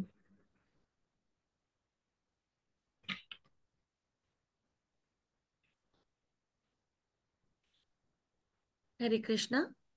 तस्मै भवान यशिरस् सॉरी तस्मै भवान हयशिरस्तनु तनुवं हि बिभ्रदा वेदद्रुहावति बलौ मधुकैटभाख्यौ हत्वा न हत्वा नयश्रुतिगणश्च रजस्तमश्च सत्वं तव प्रियतमां तनुमामनन्ति. हरे कृष्ण. हरे कृष्ण. आता इथे भगवान यांच्या यशोगाथांचं थोडक्यात वर्णन करतात प्रल्हाद महाराज. हा, आणि खूप सुंदर वर्णन आहे तिथून पुढे. आणि सगळ्यांनी अशी ती अगदी म्हणजे आपण म्हणतो ना, कान प्राणात आणून ऐकणं, अशा पद्धतीने ऐकायचा प्रयत्न करूया. खूप सुंदर वर्णन आहे आता इथून पुढे. तर आता इथे काय म्हणतात पहा. जे प्रल्हाद महाराज आहेत ते, की हे भगवान, तुम्ही हयग्रीव रूप धारण करून अवतारित झाला होता, तेव्हा तुम्ही रजतम गुणांनी भरलेल्या मधु आणि कैटभ नामक दोन राक्षसांची हत्या करून टाकली. आणि त्यानंतर तुम्ही देवांना वैदिक ज्ञान पण प्रदान केलं. याच कारणास्तव सगळ्या ऋषीमुनींनी तुमचं रूप जे आहे ते त्रिगुणातीत आणि दिव्यमान. तर किती छान वर्णन आहे पहा हे. तर आपल्याला भगवान यांचं दिव्य रूप जे आहे, तर ते धारण करून आपल्या भक्ताला कसं संरक्षण देण्यात ते तत्पर असतात. तर भगवान यांचा हा जो गुण आहे, तर ह्या श्लोकातून पाहायला मिळतो पहा. म्हणजे कसे तत्परतेनं येतात भगवान. आता गजेंद्र मोक्ष स्तुती किंवा गजेंद्र स्तुती जी आहे, तर त्याच्यामध्ये पण आपण ते अभ्यासणार आहोत, की भगवान कसे तत्परतेने येतात. पण इथे सुद्धा पहा, भक्तांच्या संरक्षणासाठी भगवान यांनी काय केलं? हयग्रीव नामक रूप धारण केलं. आणि ब्रह्मदेवावर आक्रमण करणारे मधु आणि कैटभ नावाचे राक्षस होते पहा, तर त्यांची हत्या केली. मग आता आधुनिक काळात ते राक्षसी वैज्ञानिकच आहेत सगळे हे, असं आपण म्हणू शकतो. आता इथे श्रील प्रभुपाद तात्पर्यामध्ये टिप्पणी देतात पहा, की सृष्टीच्या प्रारंभी जीवनाचं अस्तित्व नव्हतं, पण भागवताद्वारे आपल्याला हे समजून येतंय सगळं, की या सृष्टीमध्ये सगळं जे आहे ते निर्माण केलेला जीव म्हणजे सगळ्यात पहिला म्हणजे ब्रह्मदेव. मग ब्रह्मदेव सुद्धा वेद पारंगत होते. आता वडील आपल्या मुलाला वेद पारंगत करतात की नाही, म्हणजे जे वेद पारंगत वडील आहेत, मग तसंच आहे आपले परमपिता आणि आपले ब्रह्माजींचे पिता म्हणजे कोण आहेत, तर भगवान श्रीकृष्ण. मग त्यांनी आपले सुपुत्र आदिपुत्र यांना काय केलं? वेद पारंगत केले पहा. मग पण हे सगळं भागवतात लिहिलंय, सगळ्या वेदामध्ये सगळे उल्लेख असून सुद्धा ह्या वैदिक ज्ञानाचा किंवा कृष्ण भावनेचा प्रचार जो आहे, तर तो होत नाही पहा. म्हणजे काय, की त्यामुळे काय होतं, की भक्तावर सुद्धा राक्षसांचं म्हणजे काय, राक्षस कुणाला म्हटलं इथे, तर असे वैज्ञानिक म्हणजे बुद्धिप्रामाण्यवादी आधुनिकता म्हणजे किंवा हे जे वैज्ञानिक युग आहे, तर हे मानणारे जे लोक आहेत, तर त्यांना असुरी किंवा राक्षसी म्हटले पहा. श्रील प्रभुपाद त्यांचा उल्लेख असा करतात. तर का करतात? तर आपल्यासारख्या भक्तांनी हे जाणून घेतलं पाहिजे. हम्म की कितीही म्हणजे अशा पद्धतीचं टीका टिप्पणी झाल्या भक्तावर, तरी अशा आसुरी आक्रमण जी होतात, त्यामुळे किंचितही हानी होत नाही भक्ताची. तर भगवान सदैव तत्पर असतात त्याचं रक्षण करायला. म्हणजे वेदामध्ये भगवंतांना जाणून घेता येईल अशा ज्ञानाचा उल्लेख केलाय. म्हणजे काय, वेदेश्य सर्वे रहमेव वेद्य असं म्हटलंय. म्हणजे काय, भगवत भक्त वैदिक ज्ञानाचा प्रचार प्रसार करण्यासाठी अहोरात्र झटत असतात बरं का. हम्म आणि प्रचार प्रसार जेव्हा ते करत असतात, तेव्हा भगवान यांचं स्वरूप जाणून घ्यायला असमर्थ असलेले म्हणजे असे असुरी लोक म्हणजे राक्षसी रजतम गुणांच्या आहारी गेलेले असतात. मग असे जे असतात, तर ते असमर्थच असतात भगवान यांना समजून घ्यायला. मग असे जे लोक असतात, तर ते जे वैदिक ज्ञानाचा प्रचार प्रसार किंवा कृष्ण भावनेचा प्रचार प्रसाराचं कार्य करत असतात, असे जे भक्त असतात, त्यांच्यावर असे राक्षस असतात ते आक्रमण करतात. थोडक्यात म्हणजे टीका टिप्पणी करतात, त्यांना त्रास देतात, क्लेश देतात, वेगवेगळे प्रकार आहेत, हो की नाही. आजकाल सोशल मीडियाच्या माध्यमातून पण ते झालंय सगळं. प्रस्त वाढलंय म्हणजे अशा पद्धतीनं ट्रोल केलं जातं. म्हणजे हे सगळे प्रकार आहेत असे. तर मग अशा पद्धतीनं ज्या वेळेला घडतात गोष्टी, मग त्यावेळेला भक्त जे आहेत, तर त्यांच्यासाठी या म्हणजे जे आहेत भगवान हे सदैव तत्पर असतात. म्हणजे त्या असुरांचा विनाश करून टाकतात. म्हणून जेव्हा सत्वगुणाची आपण जोपासना करू, तेव्हा आपण शुद्ध सत्वगुणामध्ये जाऊ आणि तेव्हाच भगवानाचं दिव्य स्वरूप जाणून घेऊ, हो की नाही. आणि मग भगवत ज्ञान प्राप्त करण्यासाठी आपल्या मार्गातले अडथळे भगवान यांच्याकडून कसे दूर होत आहेत हे पण आपल्याला समजेल. म्हणजे आपण त्या स्तरावर जेव्हा येतो किंवा पात्र होतो, तेव्हाच आपल्याला समजतं की आपल्या आध्यात्मिक जीवनामध्ये जे काही अडथळे आहेत, म्हणजे आध्यात्मिक स्तरावर पुढे जाण्यासाठी ज्ञान प्राप्त करण्यासाठी भगवंताविषयीचं, हे अडथळे सुद्धा भगवान दूर करतायत. हे कधी कळेल एखाद्या भक्ताला? जेव्हा तो सत्वगुणामध्ये येईल आणि हळूहळू भगवान यांना जाणण्याचा प्रयत्न करेल. हळूहळू शुद्ध सत्वगुणामध्ये म्हणजे सत्वगुणाची वृद्धी होत होत जाऊनच आपण शुद्ध सत्वामध्ये जाऊ ना. म्हणजे सत्वगुण जेव्हा हळूहळू वाढायला लागेल, हम्म एखादा व्यक्ती अंगी बाणवेल, तेव्हाच भगवान यांचं दिव्य स्वरूप समजेल, मार्गातले अडथळे समजतील आणि मग भगवानच कसे दूर करतायत हे पण जाणून घेता येईल. भगवान हे कसे लीला करतायत ह्याचा आनंद घेता येईल. म्हणजेच काय, थोडक्यात सारांश काय या सगळ्याचा, की भगवान आपल्या मूळ अलौकिक रूपामध्ये प्रकट होतात, हो की नाही. म्हणजे 4.7 मध्ये आपण भगवद्गीतेच्या अभ्यासलंय की यदा यदा ही धर्मस्य असा श्लोक येतो. म्हणजेच काय, की भगवान जे आहे, तर तेव्हा जेव्हा धर्माचरणाचा ऱ्हास होतो, अधर्माचा उदय होतो, तेव्हा तेव्हा तिथं स्वतः मी अवतरित होतो असं सांगतात. मग असा विचार करणं मूर्खपणाचं होईल की नाही, की भगवान निराकारच आहेत. भगवान सांगतायत की हा पृथ्वी तलावर मी प्रकट होतो, भौतिक देह सुद्धा धारण करतो. मग भगवान यांना निराकार म्हणणं म्हणजे मूर्खपणाचं ठरेल, हो की नाही. ह्या श्लोकाच्या माध्यमातून पण आपण सांगू शकतो पहा लोकांना. अशा लोकांचं, मायावादी लोक त्यांना निराकार मानतात, त्यांचं खंडन करू शकतो पहा. म्हणजे भगवान जेव्हा जेव्हा जगामध्ये प्रकट होतात तेव्हा तेव्हा ते आपल्या मूळ अशा दिव्य सच्चिदानंद रूपामध्ये अवतरणे होतात. ते मनुष्याचा देह घेतात, मानुषीम देह माश्रिता असं म्हटलंय. म्हणजे मनुष्यासारखा देह धारण करतात, पण मनुष्यासारखा त्यांचा देह भौतिक नसतो, त्यांचा आध्यात्मिकच असतो. म्हणजे त्यांचं ते मूळ रूप असतं. फक्त मनुष्याचं आपण म्हणू की मुखवटा जसा असतो तसं देह धारण केलेलं असतं, मनुष्यासारखं रूप त्यांनी घेतलेलं असतं. मग हे निर्बुद्ध लोक आहेत, ते भगवान यांचं दिव्य स्वरूप जाणू नाही शकत. मायावादी लोकांना निर्बुद्ध लोक असं म्हटले तात्पर्यामध्ये श्रील प्रभुपादांनी. म्हणजे अशा लोकांना भगवान यांचं हे दिव्य स्वरूप जाणता नाही येणार. आणि मग ह्यासाठी भगवान स्वतः पहा भगवद्गीतेमध्ये अशा भक्तांची काळउघाडणी करतात. आपण पाहिलंय पण, हे अनुभवलंय पण. श्लोक अवजानंती माम मूढ असा श्लोक येतो पहा. मानुषीम तनुमाश्रितम. मी मानवी रूपामध्ये जेव्हा अवतरित होतो तेव्हा मूर्ख लोक माझा उपहास करतात असं भगवान स्वतः सांगतात. म्हणजे ह्याच्यापेक्षा अजून आपल्याला काय इथे पहा म्हणजे दाखला हवा हो की नाही. भगवान स्वतः मत्स्य कूर्म शुकर, म्हणजे शुकर म्हणजे डुक्कर, तर अशा रूपामध्येही येतात. मग कोणत्याही किंवा वराह असं त्यांना म्हणत तर कोणत्याही रूपामध्ये अवतरित होतात. मग ते दिव्य रूपातच असतात. म्हणजे त्यांनी जरी मनुष्याचा देह धारण केलेला असला तरी भगवान यांना आपल्यासारख्या म्हणजे सामान्य मनुष्यासारखं त्यांचं भौतिक शरीर नसतं, त्यांचं दिव्य शरीरच असतं. आणि म्हणून ते असुरांचा वध करणं हे त्यांचं एकमेव कार्य असतं. म्हणजे काय म्हणजे असे जे दुष्ट आहेत, असुर आहेत, त्यांचा वध करणं हे त्यांचं कार्य असतं. मग आपण हे जाणून घेतलं पाहिजे, भगवान काय करतात, भक्तांचं रक्षण करायला आणि असुरांचा विनाश करायला ही दोन कारणं करण्यासाठीच अवतरणी होतात. म्हणजे परित्राणाय साधूंना विनाशाय च दुष्कृताम हे जे आहे, तर हे आपण लक्षात ठेवूया, आपण हृदयावर कोरून ठेवूया. भक्तांचं रक्षण करायला आणि असुरांचा विनाश करायला ही दोन कार्य. हम्म आणि मग त्याचबरोबर काय भगवान करतात, तर आता जी धर्मतत्व आहेत, म्हणजे धर्म तत्व कुणाला म्हणतात, तर भगवान यांच्या वाणीतून वेद आले. म्हणजे वेद म्हणजे काय, आज्ञा आहेत, त्यांच्या प्रत्यक्ष आज्ञा आहेत भगवानांच्या वाणीतून. तर तीच धर्मतत्व आहेत. म्हणजे काय, की आता साखरेचा गुणधर्म आहे की गोडी. मग साखरेचा धर्म काय आहे, गोडी. म्हणजे बरोबर. म्हणजेच काय, की एखाद्याने कशा पद्धतीनं म्हणजे आचरण करायचं, तर हे काय झाला, त्याचा धर्म झाला. म्हणजे जीवात्माचा धर्म काय, आपल्यासारख्या सेवा करणं. मग आपल्यासारख्या जीवात्म्याने कशी सेवा करायची, म्हणजे ही एक काय म्हणतात, एक व्यवस्थित मांडणी किंवा सुसूत्रता म्हणतो आपण अशा पद्धतीने, किंवा मुद्देसूद मांडणी अशी, की कशा पद्धतीने आपलं आचरण पाहिजे असलं पाहिजे. आणि हीच आचरण पद्धती म्हणजे, तर ह्याला काय म्हटलं गेलंय, धर्म असं म्हटलं गेलंय. धर्माचरण आपण म्हणतो. म्हणजे काय, आपल्या जीवात्माचा धर्म काय आहे, तर सेवा करणं. कुणाची ना कुणाची आपण सेवाच करतो. मग ती सेवा कशी करायची आणि ती आचरण पद्धती कशी. मग म्हणून वर्णाश्रम धर्म पद्धती जी आहे, तर ती आपल्यासाठी भगवान यांनी निर्माण केली आहे पहा. आणि ती कशी दोषरहित आहे. मग आता इथे आचरण करताना मग धर्मतत्व म्हणजे काय, की कशा पद्धतीनं आपण तो धर्म निभावला पाहिजे. म्हणजे आपलं जे काही आहे आपलं निर्धारित कर्तव्य कर्म, तर ते म्हणजे जी सेवा आहे तर ती करत असताना कसं निभावलं पाहिजे आपलं कर्तव्य कर्म.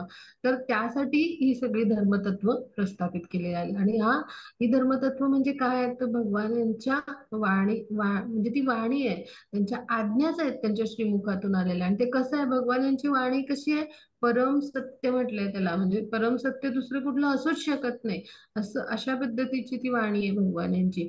म्हणजे काय, की सगळ्या वेदांमध्ये धर्मतत्व म्हणून सगळीकडे ती प्रस्थापित करण्यात आले. मग ज्यांनी निर्माण केली धर्मतत्व म्हणजे, तर म्हणजे तीच व्यक्ती येऊन पुन्हा ती प्रस्थापित करू शकते. कारण कशी आहे ती, तर दोषरहित आहे. म्हणजे तर वेद कसे दोषरहित आहेत, ती धर्मतत्व कसे दोषरहित आहेत. मग आपल्यासारखा तीन गुणांनी बद्ध आणि सामान्य व्यक्ती किंवा आपल्यातील पतित व्यक्ती किंवा असा दोषयुक्त व्यक्ती कधी धर्मतत्व प्रस्थापित करू शकेल का, बिलकुल नाही. आणि ह्यासाठी भगवान केवळ एकमेव भगवान असे आहेत, की ते काय करतात, अधर्माचा नाश करतात. म्हणजेच काय, ही सगळे दुष्टांचा संहार करतात, थोडक्यात अधर्मी लोकांचा. आणि भक्तांचं सांत्वन करतात. आणि भक्तांच्या रक्षणासाठी ते काय होतात, प्रकट होतात. आणि त्याचबरोबर धर्मतत्वांची पुनर्स्थापना करण्यासाठी ते येतात. म्हणजे काय, की हे केवळ आणि केवळ भगवानच करू शकतात, आपल्यासारखं मनुष्य करू शकत नाहीत. म्हणून वेद हे सामान्य व्यक्ती आपल्यासारख्या म्हणजे कोणी वेदांची निर्मिती करू शकत नाही. दोषरहित वेद आहेत आणि त्यांची निर्मिती त्यामुळे परम सत्य, परम धाम, परम पवित्र असलेले असे कोण आहेत? सर्व कारणांचे कारण असलेलं, परम कारण असलेले भगवानच करू शकतात पहा. मग हे इथे पुन्हा एकदा जे आहे ते भक्त प्रल्हाद किंवा प्रल्हाद महाराजांच्या स्तुतीतून आपण अभ्यासलं पहा. म्हणजे वैदिक संस्कृतीचा विरोध करणं हे ह्या लोकांचं कार्य असतं, अशा असुरांचं. म्हणजे आणि मग असे जे दिव्य रूपात भगवान आहेत तर ते काय करतात, अशा पद्धतीनं अवतरित होतात म्हणजे ह्या कार्यासाठी पृथ्वी तलावर मनुष्य रूपामध्ये, आणि त्या अशा असुरांचा काय करतात, विनाश करतात. किती सुंदर वर्णन आहे पहा. म्हणजे जिथे तिथे भक्तांनी भगवानांच्या यशोगाथा सांगितलेल्या आहेत, आणि इतक्या सगळ्या यशोगाथा सांगितलेल्या असून पण त्यांचं जर अस्तित्व नाकारत असेल तर ती व्यक्ती असुरीच मानली गेली पाहिजे, हो की नाही? मग आता आपण पुढे जाऊ. हे आपण समजून घेऊया, हे आपण सगळ्यांना सांगायचा प्रयत्न करायचा आपल्या संपर्कात आलेल्या लोकांना, की भगवान कसे आहेत, त्यांच्या शक्ती कशा आहेत, आणि भगवान कसे सगळीकडे उपस्थित आहेत. आपल्याला असलेलं अज्ञानच असतं की आपल्या विनाशाला कारण ठरतं, आणि म्हणून रजतम गुणांनी युक्त ते असुरी गुण आहेत, आणि आसुरी म्हणजे संस्कृती निर्माण होते. पण हे वैदिक ज्ञान आहे, हेच आपल्याला तारू शकतं, हेच आपल्याला भगवत चरणांपाशी नेऊ शकतात. आणि हे नेणारे कोण असतात? तर प्रमाणित आध्यात्मिक गुरु असतात. ते काय करतात? शास्त्रांचं प्रमाण देतात, वेदांचं प्रमाण देतात. आता आजच्या कलियुगामध्ये जे आहे भगवान यांचं जे अवतार किंवा अस्तित्व आहे, तर हे कुठून आपण अनुभवू शकतो? तर वेदांच्या माध्यमातून किंवा भागवताच्या माध्यमातून, भगवद्गीतेच्या माध्यमातून. हाच आपल्यासाठी एकमेव मार्ग आहे पहा. म्हणजे प्रमाण आपण अभ्यासून जाणू शकतो भगवान यांना. भगवद्गीता आणि भागवतातून आपण भगवान यांना जाणू शकतो पहा. असं 10व्या अध्यायात पण स्वतः भगवान सांगतात. म्हणजेच काय, की हे सगळं सांगणार मग सांगण्यासाठी कोण लागेल आपल्याला? तसा भगवान यांचा शुद्ध भक्त लागेल. मग ते कोण असतात? प्रमाणित अध्यात्मिक गुरु. आणि म्हणून आपण गुरुपादाश्रय घेतला पाहिजे, म्हणून आपण गुरूंच्या कमलांचा आश्रय घेतला पाहिजे, आपण दीक्षित झालं पाहिजे, गुरूंच्या चरणी आपण स्वतःला समर्पित केलं पाहिजे. तेव्हा काय करतात? गुरु आपल्याला ज्ञान देतात. मग हे सगळं जाणलंय प्रल्हाद महाराजांनी, आणि ते याच्यातून आपल्या एका छोट्याशा श्लोकातून पहा इतका सगळा मतितार्थ गुढार्थ त्यांनी व्यक्त करायचा प्रयत्न केला. आणि हे उच्च कोटीच्या भक्तांचे भाव असतात. आता पुढे जाऊ आपण. हा, मग पुढची स्लाइड, पुढचा श्लोक घेऊ.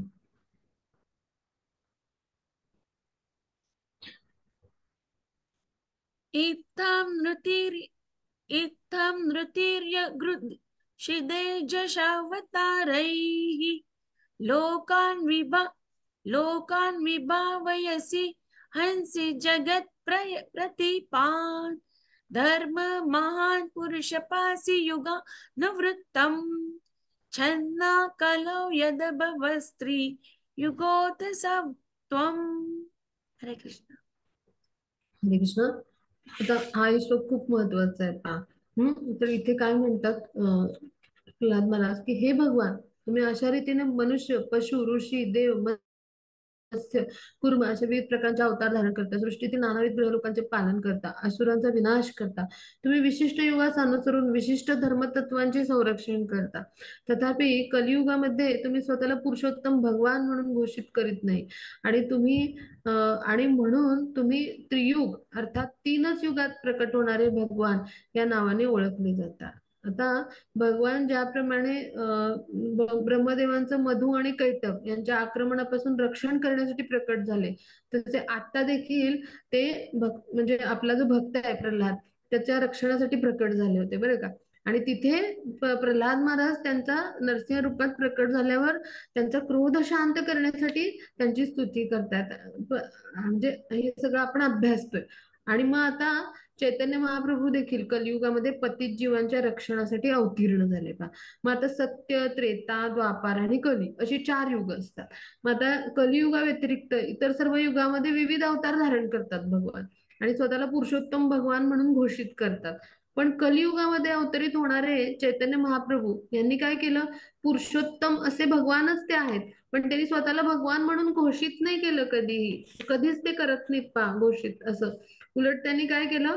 जेव्हा साक्षात कृष्ण म्हणून संबोधित केलं जाते स्वतःला, तेव्हा त्यांनी स्वतःचे कान बंद करून घ्यायचे. ते आपण कृष्ण नाही असं सांगायचे. म्हणजे चैतन्य महाप्रभूंच्या चरित्रात असे उल्लेख आहेत.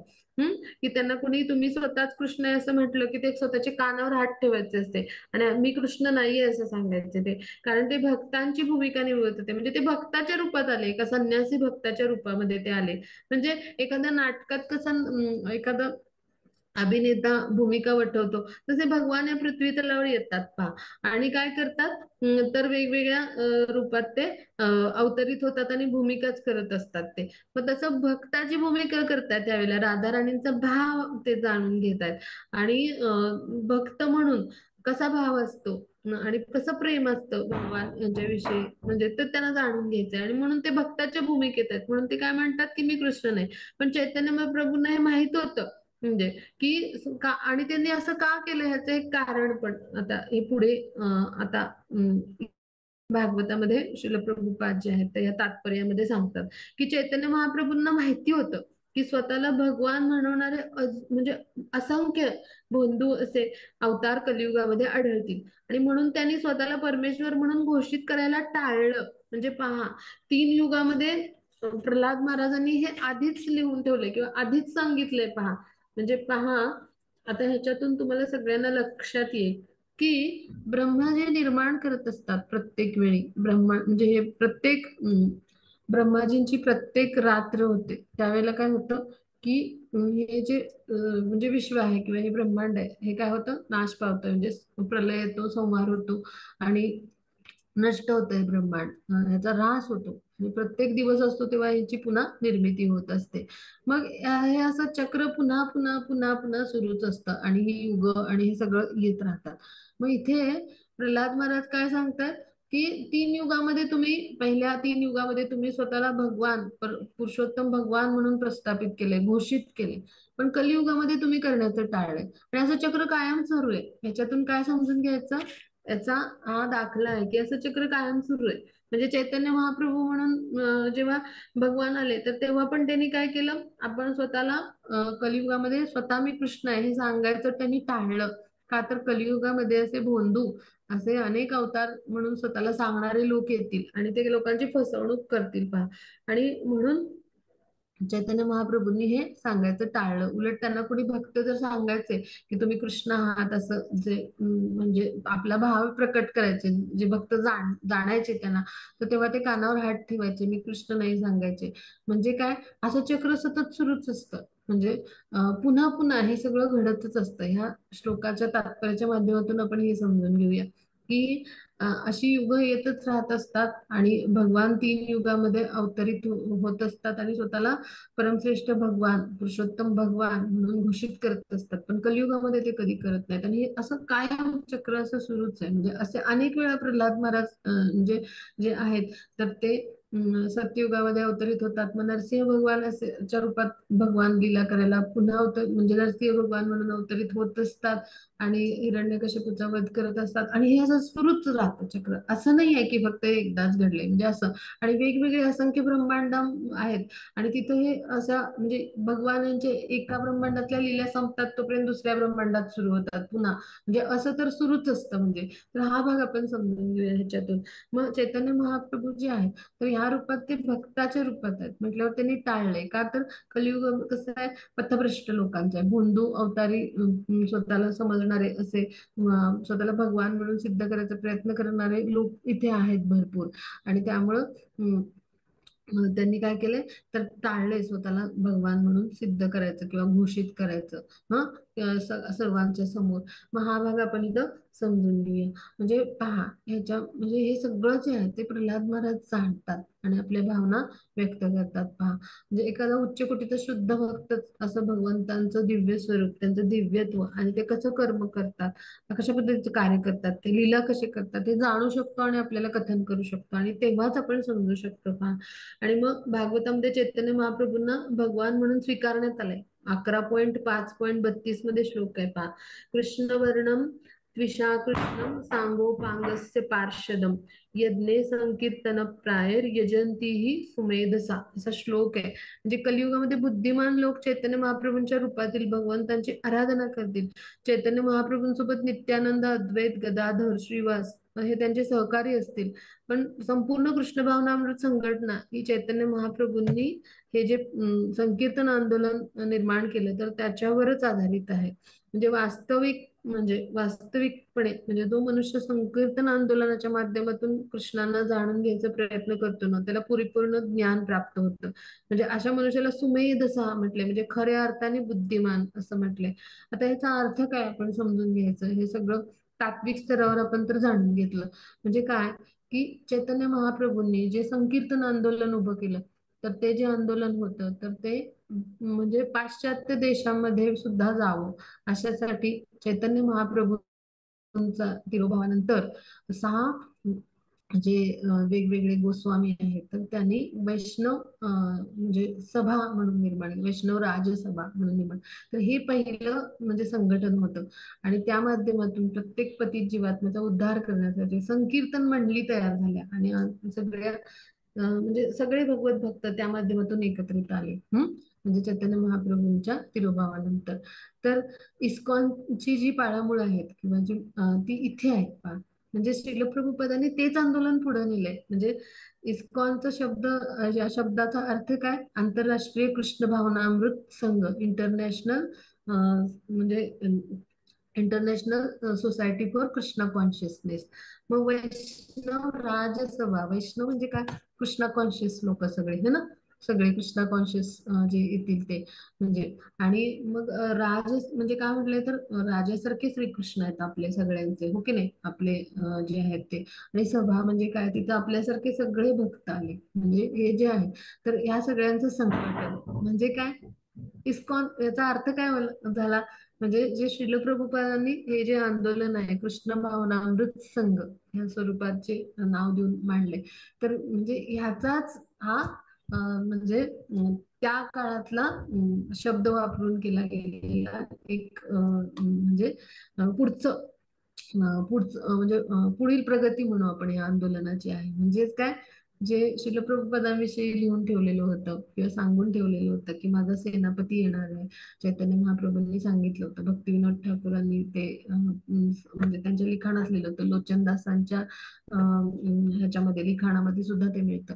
तर मग हे काय आहे, तर संकीर्तन माध्यमाच्या आंदोलनातून अशा पद्धतीनं भगवंतांना जाणून घेण्याचा जेव्हा एखादा व्यक्ती प्रयत्न करतो तेव्हा परिपूर्ण ज्ञान प्राप्त होतं. म्हणजे काय, तर आणि मग असा मनुष्यच बुद्धिमान. म्हणजे काय, तर कलियुगामध्ये नाम संकीर्तन यज्ञ सांगितलंय. म्हणजे काय, भगवंतांचं नाम नाचून गाऊन संकीर्तन करून हा म्हणजे जो कोणी घेतो म्हणजे तर तो भगवत ज्ञानामध्ये परिपूर्ण होता, असा बुद्धिमान मनुष्य म्हटलं. म्हणजे नाम संकीर्तन यज्ञ हाच महत्वाचा मानला गेलाय जो कलियुगामध्ये. आणि म्हणून आपण इस्कॉन मध्ये काय करतो, तर संकीर्तन करतो संकीर्तन भगवंताविषयी करतो, भगवंतांच्या अर्चविग्रहासमोर टाळ्या वाजवून नाचून गाऊन वाद्यांच्या तालावर जेव्हा आपण करतो तेव्हा आपली पाप तत्क्षणी नष्ट होतात.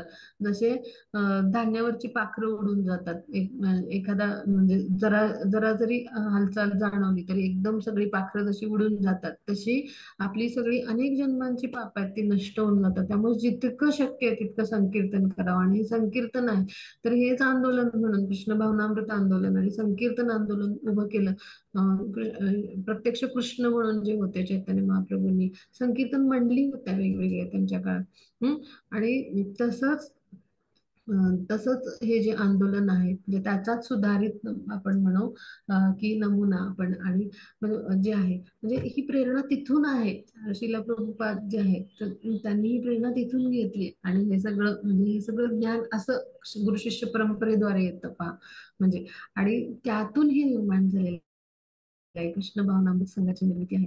आणि अशा पद्धतीनं मनुष्य जेव्हा संकीर्तन आंदोलनाच्या माध्यमातून भगवान यांना जाणून घ्यायचा प्रयत्न करतो तेव्हा त्याला परिपूर्ण ज्ञान प्राप्त होतं.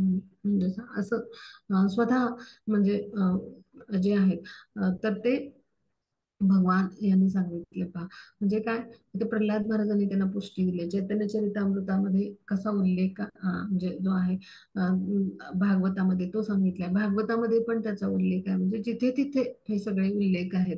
म्हणजेच काय की हे सगळं आपण का जाणून घेतलं पाहिजे, तर ज्या क्षणी आपण जाणून घेऊ त्या क्षणी आपण काय केलं पाहिजे, आपल्या मुखात नाम तर आलंच पाहिजे, पण नाम संकीर्तनाद्वारे आपला उद्धार आहे तो कसा होईल, शीघ्रातिशीघ्र होईल. आणि म्हणून संकीर्तन आयोजन केलं जातं पहा. तुम्ही जर अनुभवलं असेल तर संकीर्तनाचं आयोजन केलं जातं, नगर संकीर्तन केलं जातं. म्हणजे काय, नगर संकीर्तनाच्या माध्यमातून ज्यांच्या ज्यांच्या कानावर ते पडेल त्यांचा तो उद्धार करायची संधी असते भगवंतांनी आपल्याला दिलेली पहा. म्हणून आपण इस्कॉन मध्ये नगर संकीर्तन करतो. हम्म म्हणजे पूर्ण नगराला प्रदक्षिणा, त्या गावाला किंवा त्या लोकॅलिटीला, म्हणजे तो जो भाग आहे त्याला भगवंतांच्या हरे कृष्ण महामंत्राचा जप करत सगळे करत असतो पहा. तुम्ही जर पाहिलं असेल तर त्यानंतर संकीर्तन करतो आपण मंदिरामध्ये. जास्तीत जास्त घरात पण संकीर्तन आपण करावं. हम्म त्याद्वारे काय होतं, शुद्धी होते आपली. आणि त्याचबरोबर त्या वास्तूतली स्पंदनं सुद्धा म्हणजे काय होतात, सात्विक व्हायला मदत होते. म्हणजे इतकं संकीर्तनाचं महत्व आहे. म्हणजे कलियुगामध्ये मिळालेली संकीर्तनाची संधी आपण आता, जे कोणी इनॉग्रेशन फंक्शनला आले होते त्याने पाहिलं असेल, जास्तीत जास्त संकीर्तन सतत आपण करायचा प्रयत्न केला. सगळ्या भक्तांनी, आपल्याला उन्नत भक्तांनी संकीर्तन करायला शिकवलं मायापूरहून आलेल्या. म्हणजे नाचून गाऊन अशा पद्धतीने जेवढं आपण करू ना, तर तितकं काय होतं, आपली शुद्धी होते. आणि असाच मनुष्य परिपूर्ण ज्ञानाने युक्त होतो, त्याला परिपूर्ण ज्ञान प्राप्त होतं, असं प्रल्हाद महाराज सांगतात. म्हणजे त्याला सुमेध असा असं म्हटले, बुद्धिमान. म्हणजे तर त्याचा उल्लेख या श्लोकामध्ये, म्हणजे हा सगळ्याचा मतितार्थ या श्लोकामध्ये सामावलेला आहे. आणि अशा अर्थाने खरा बुद्धिमान सुमेध असा, म्हणजे भागवतातल्या श्लोकात हा उल्लेख आलाय की असा व्यक्ती आहे तो खरा बुद्धिमान मानला जातो. मग आपण काय केलं पाहिजे, तर आपण कीर्तन करण्याच्या स्तरावर ते आपलं वैयक्तिक तपस्या झाली. पण नाम संकीर्तन यज्ञ हा कलियुगामध्ये आपण, म्हणजे नाम संकीर्तनाचाच तो भाग होतो, आपण एकट्याने म्हणतो. म्हणजे तेव्हा नामजप होतो तो. ज्या वेळेला आपण म्हणजे सगळ्यांसोबत म्हणतो तेव्हा ते कीर्तन होतं. आणि नाचून तालून सॉरी नाचून वाद्यांच्या तालावर टाळ्या पिटून नाचून गाऊन जेव्हा म्हणतो तेव्हा सगळ्यांसोबत मोठ्याने म्हणतो तेव्हा ते काय होतं, संकीर्तन होतं. मग कलियुगामध्ये काय आहे, तर नाम संकीर्तन यज्ञ हे आपलं कलियुगाचं धर्म आहे. म्हणून आपण जास्तीत जास्त संकीर्तन करायचा प्रयत्न केला पाहिजे पहा. तर काय होईल, तर आपण बुद्धिमान मनुष्य ठरू. आता पुढे जाऊ.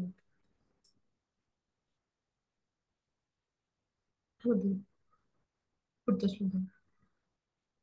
नैतन्मन नैतन्मनस्तव कथासु विकुण्ठनाथ सम्प्रीयते दुरितदुष्टमसाधु तीव्रम् कामातुरं हर्षशोकभयेक्षणार्तम् तस्मिन् कथं तव गतिं विमृशामि दीनः.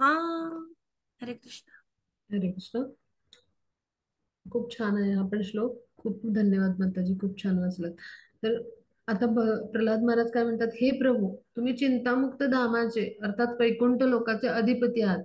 कधी तथाकथित सुखाने किंवा कधी तथाकथित दुःखाने पीडित असणारं माझं मन अतिशय पापी आणि कामातुर आहे. ते शोक आणि भयाने ग्रासलेले तसेच धनलोलूप आहे. त्यामुळे ते अतिशय प्रदूषित झालेले आहेत. तुमच्या विषयीच्या कथा श्रवण करून मी मुळीच तृप्त होत नाही. म्हणून मी सर्वाधिक पतित आणि दीन आहे. जीवनाच्या अशा अवस्थेत मी कशी काय तुमच्या लीलांची चर्चा करू शकेन. आता इथं उच्च कोटीच्या भक्ताचा शरण भाव किंवा दीन भाव कसा असतो ते आपण समजून घेऊया.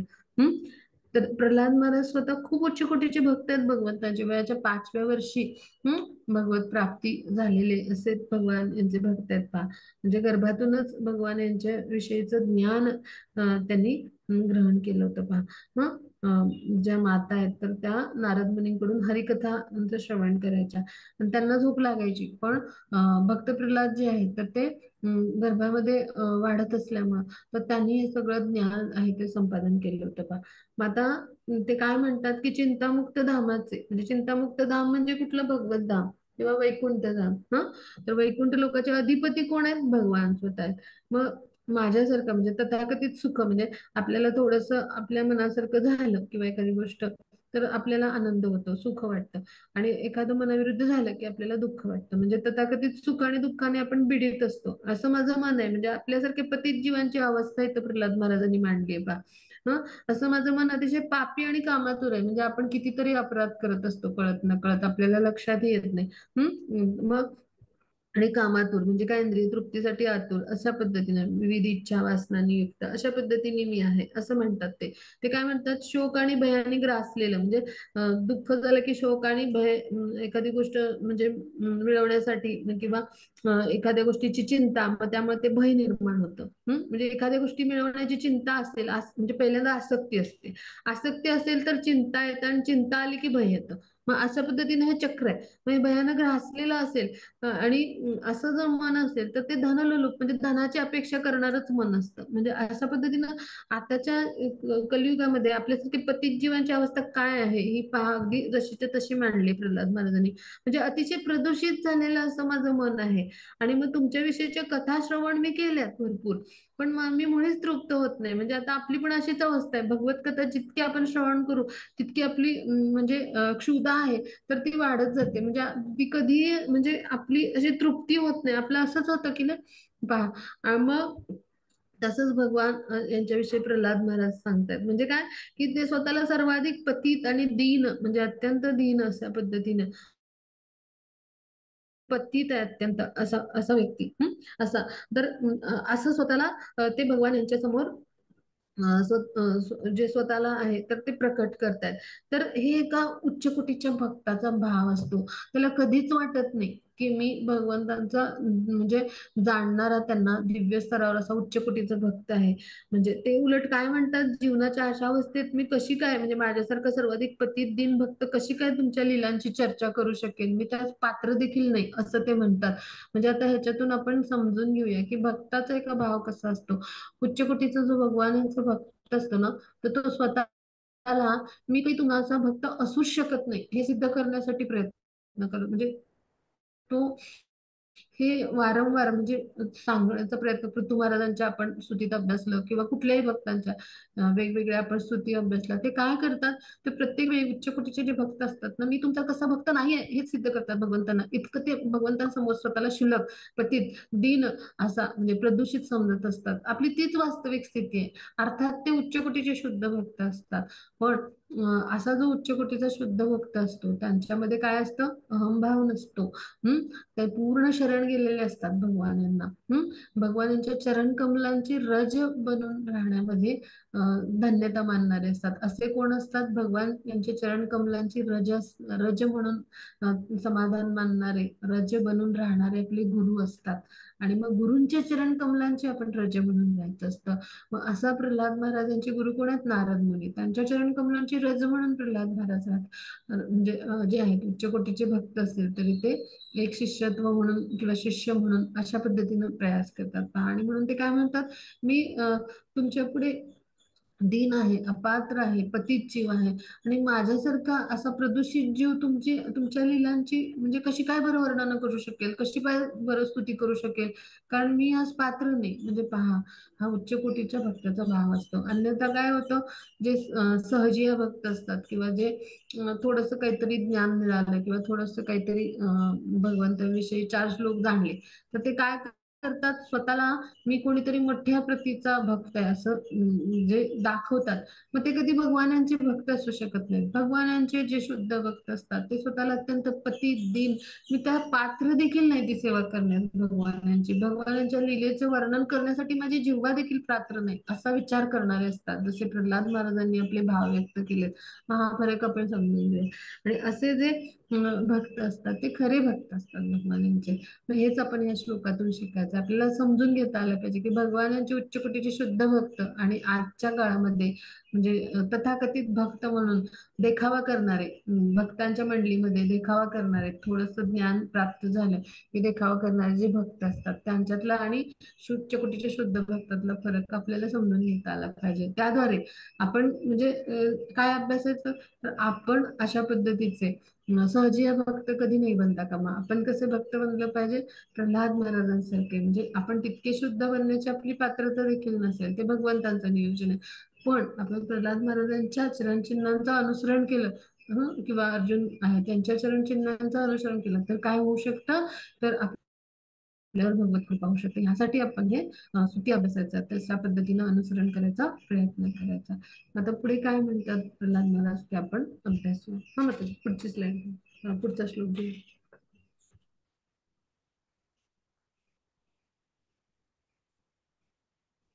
हा. हरे कृष्णा. जीवैकतोच्युत विकर्षति मा वितृप्ता शिष्णोन्य गुदरं श्रवणं कुतश्चेत् घ्राणोऽन्यतश्च फलद्वक्वच कर्म शक्तिः भव्यसपत्न इह गेहपतिं लुनन्ति. हरे कृष्ण. हरे कृष्ण. आता ह्या श्लोकाच्या माध्यमातून खूप सुंदर उदाहरण दिलंय भौतिक जगतातलं प्रल्हाद महाराजांनी. ते काय म्हणतात की हे अच्युत, हे प्रभू, अच्युत. च्युत म्हणजे कोण, जर तो ज्याचं पतन होतं, जो पतनाधीन आहे. अच्युत म्हणजे ज्याचं कधीही पतन होत नाही, असे कोण आहेत, भगवान आहे. मग असे जे भगवान आहेत त्यांना ते काय म्हणतात, अच्युत हे संबोधन वापरतात. मग काय म्हणतात की माझी स्थिती कशी आहे, तर आज अनेक भार्या असणाऱ्या पतीप्रमाणे आहे. माझी प्रत्येक भार्या मला स्वतःकडे ओढून नेण्याचा प्रयत्न करते. उदाहरणार्थ माझी जिव्हा स्वादिष्ट अन्न पदार्थाकडे आकृष्ट होते. माझी जननेंद्रिय म्हणजे जे आहे, तर ते सुंदर स्त्रीशी म्हणजे मैथून करण्यासाठी का आतुरलेले आहेत. म्हणजे काय, माझी प्रत्येक पत्नी म्हणजे असंख्य पत्नी असलेला एखादा जर मनुष्य असेल, तर त्याची प्रत्येक पत्नी त्याला आकृष्ट करत असते. म्हणजे अशा पद्धतीनं म्हणजे वर्णन करतायत, माझी अशी अवस्था झाली. आणि उदर भरलेलं असतं म्हणजे काय, आपलं पोट भरलेलं आहे, पण अधिक अन्नपदार्थ खायला आपल्याला इच्छा असते. म्हणजे आपलं किती पोट भरलेलं असलं तरी आपण जर एखादं भरलेलं भरगतचं ताट पाहिलं तर पहा आपली नजर तिथे जाते. म्हणजे आपली वासना इच्छा तिथे जाते पहा. म्हणजे पोट भरलेलं असलं तरी अधिक अजून आपल्याला ते पदार्थ चाकून बघता येतील का असं वाटतं पहा. म्हणजे हा अनुभव आपण सगळ्यांनी म्हणजे व्यवहारिक जीवनात अनुभवला असेल. किंवा कान असतात तर ते तुमच्या लीला ऐकण्याचा प्रयत्न न करता, म्हणजे आता पहा आपले कान काय करतात, भगवान यांच्या लीला ऐकायचा नाही प्रयत्न करत, तर चित्रपट वेगवेगळे आहेत त्यातली आपण गाणी ऐकतो, तिकडं आकृष्ट होतो. किंवा आपण टीव्हीवरच्या गाण्यांकडं, टीव्हीवरच्या जाहिरातींकडे आकृष्ट होतो. म्हणजे काय की आपण भगवान यांच्या लीला ऐकण्याचा प्रयत्न नाही करत, तर आपण अशा भौतिक गोष्टी इंद्रिय तृप्तीच्या तिकडे आकृष्ट होतो. मग पुढे काय म्हणतात प्रल्हाद महाराज, माझी घ्राणेंद्रिय सुगंधाकडे, चंचल नेत्र इंद्रिय दृष्टी करणाऱ्या दृश्यांकडे, आणि कर्मेंद्रिय अन्य कुठेतरी आकर्षित होतात. म्हणजे अशा प्रकारे माझी अवस्था अतिशय विचित्र झाली आहे. म्हणजे आता मानवी जीवनाचं, जे मानवी जीवनामध्ये जे काही घटना घडतात त्याचं किती सुंदर वर्णन जसं आहे तसं केलंय पहा. म्हणजे आजच्या काळात हे आपल्याला लागू होतं. प्रल्हाद महाराज जे वर्णन करतात जसंच्या तसं आपली अवस्था असते की नाही सगळ्यांची पहा. मानवी जीवनात भगवत साक्षात्कार करून घेण्यासाठी आहे, भगवंतांना जाणण्यासाठी आहे. म्हणजे काय म्हटले वेदामध्ये, श्रवणम कीर्तनम विष्णू या विधीपासून प्रारंभ होतो. म्हणजे काय, भगवान यांच्या लीलांचा आपण श्रवण केला पाहिजे. नवविधा भक्तीमध्ये श्रवण भक्ती पहिली सांगितली. सतत श्रवण केल्यामुळे आपल्या हृदयाची शुद्धी होते. मग कीर्तन म्हणजे भगवत नामाचं, आपण कीर्तन भक्तांसोबत भगवत नाम म्हटलं पाहिजे किंवा स्वतः नामजप केला पाहिजे, ते कीर्तन झालं.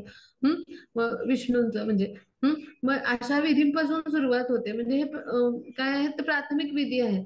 पण आपलं मन इतकं इंद्रिय तृप्तीमध्ये गुरफटून गेलंय आणि इतकी इंद्रिय आपली त्यामध्ये म्हणजे अशी सगळी गुरफटलेली आहेत, की आपण काय करतो तर अशा सगळ्या गोष्टी करतो सतत इंद्रिय तृप्तीच्या. म्हणजे खरं तर आपल्याला ही सगळी इंद्रिय कशासाठी दिलीत, तर भक्तिमय सेवेसाठी दिलीत. आणि आपल्या इंद्रियांचं शुद्धीकरण आपण त्यासाठी केले पाहिजे. कारण आपण काय करतो, या सगळ्या इंद्रियांचा उपयोग भौतिक इंद्रिय तृप्ती करण्यासाठी करतोय. आपण डोळ्यांनी काय पाहतोय, वेगवेगळे सिनेमा किंवा वेगवेगळे चित्रपट असतील, म्हणजे नको ती दृश्य, नको त्या दृश्यांकडे आकर्षित होतोय. हो की नाही, कानांनी आपण नको ते गोष्टी ज्या ऐकायला नाही पाहिजेत त्या गोष्टी आपण ऐकतो. हो की नाही, चित्रपटातल्या गाण्यांपासून त्यात सगळं आलं.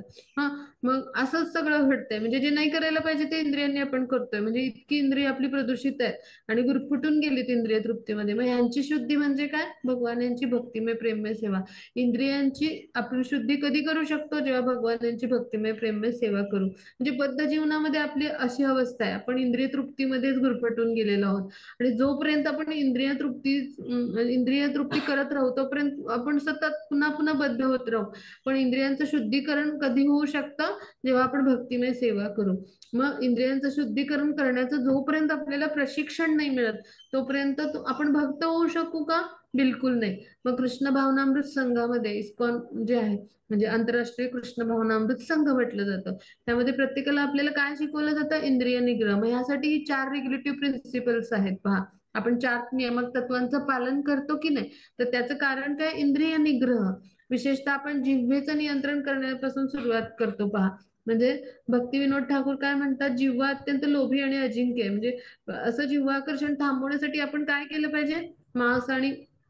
मांसाहार किंवा असे पदार्थ जे आहेत हे सगळं खायचं टाळलं पाहिजे.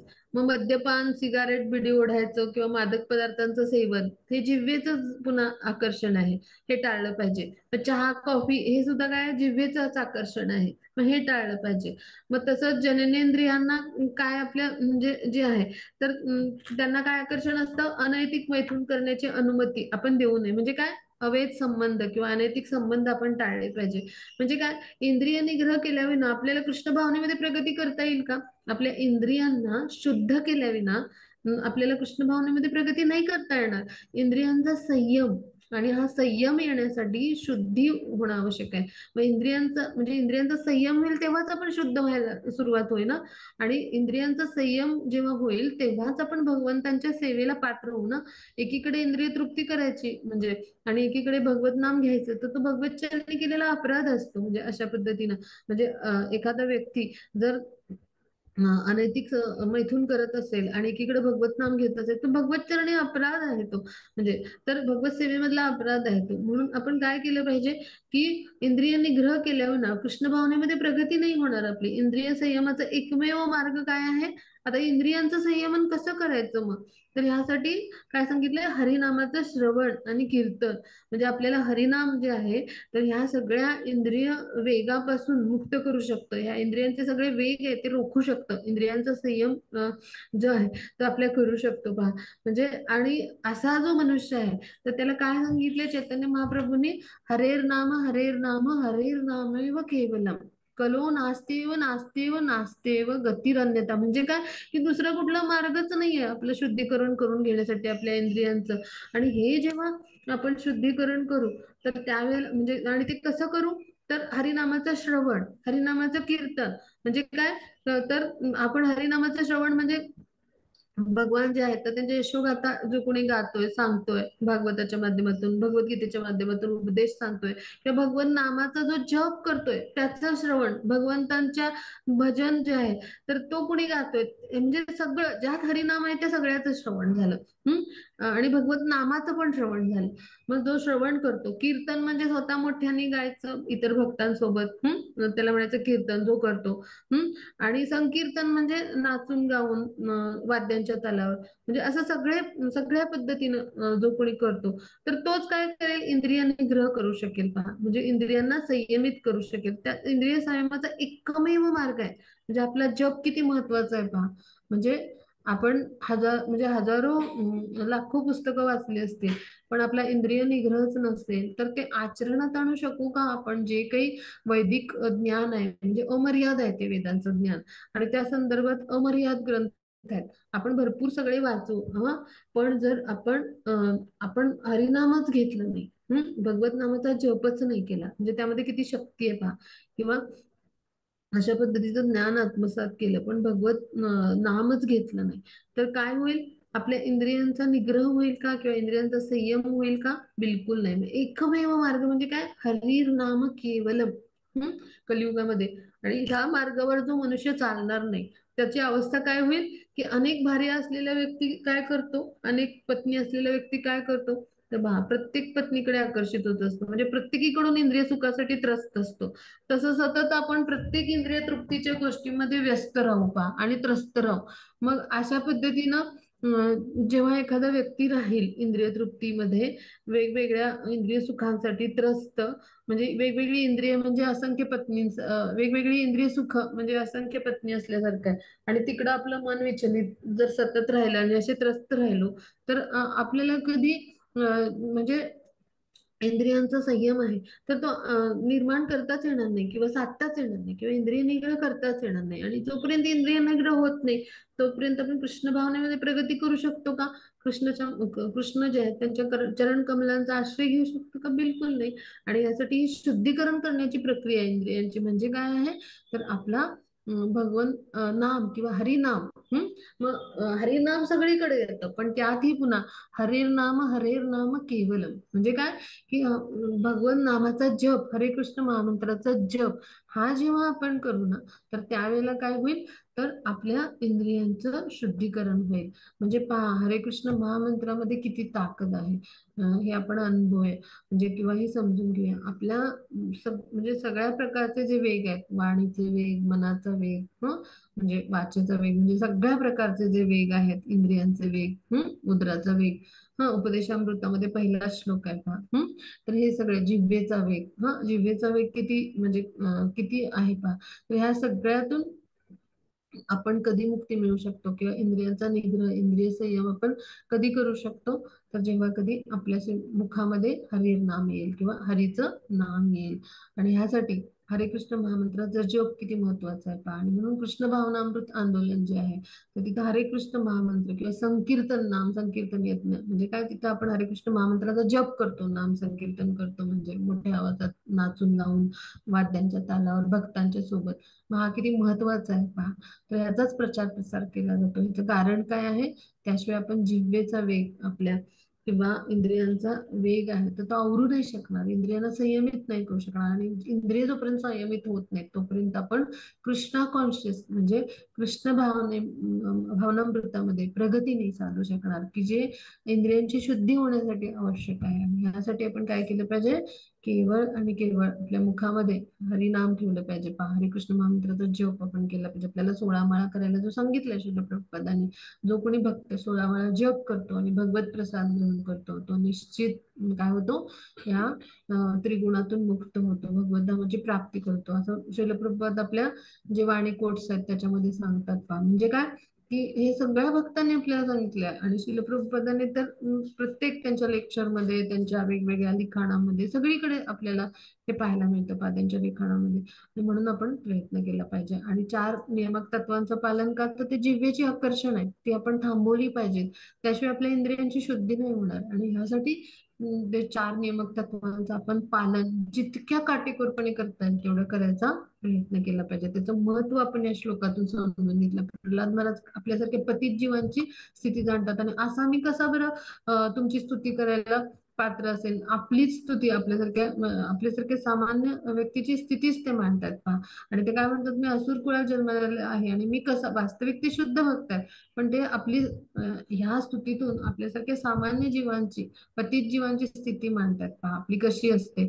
आणि म्हणून ह्यातून बाहेर पडण्यासाठी नाहीतर आपली स्थिती कशी आहे, अनेक पत्नी असलेल्या पतीसारखी आहे. आपण सगळ्या गोष्टींकडे, अशा इंद्रिय तृप्तीच्या, इंद्रिय सुखांकडे म्हणजे आपण सगळीकडे आकर्षित होतो.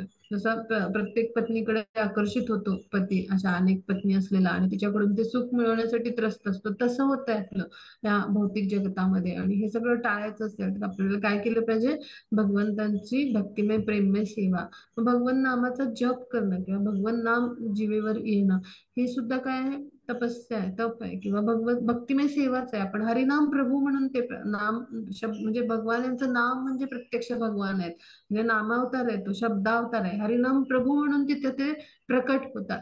मग त्यावेळेला आपण त्यांची सेवा करताना, म्हणजे त्यांची सेवाच आहे त्यांचं नाम घ्यायचं म्हणजे, तर ती सेवा करताना कशी केली पाहिजे, अत्यंत प्रामाणिकपणे केली पाहिजे. रोज 16 वेळा जप आपण करायचा भाग केला पाहिजे, 4 नियमात तत्वांचं पालन केलं पाहिजे, तर ती भगवत चरणी जी सेवा आहे ती परिपूर्ण सेवा होईल. मग हेच आपण ह्या श्लोकातून शिकलो. हेच या श्लोकाचा मतितार्थ होता. आता 5 वाजले असतील तर आपण थांबूया आणि कोणाची काही शंका असतील तर घेऊया. हा, मग त्याची रेकॉर्डिंग स्टॉप केलं तरी चालेल, आपण शंका घेऊया. हा, हरे कृष्ण.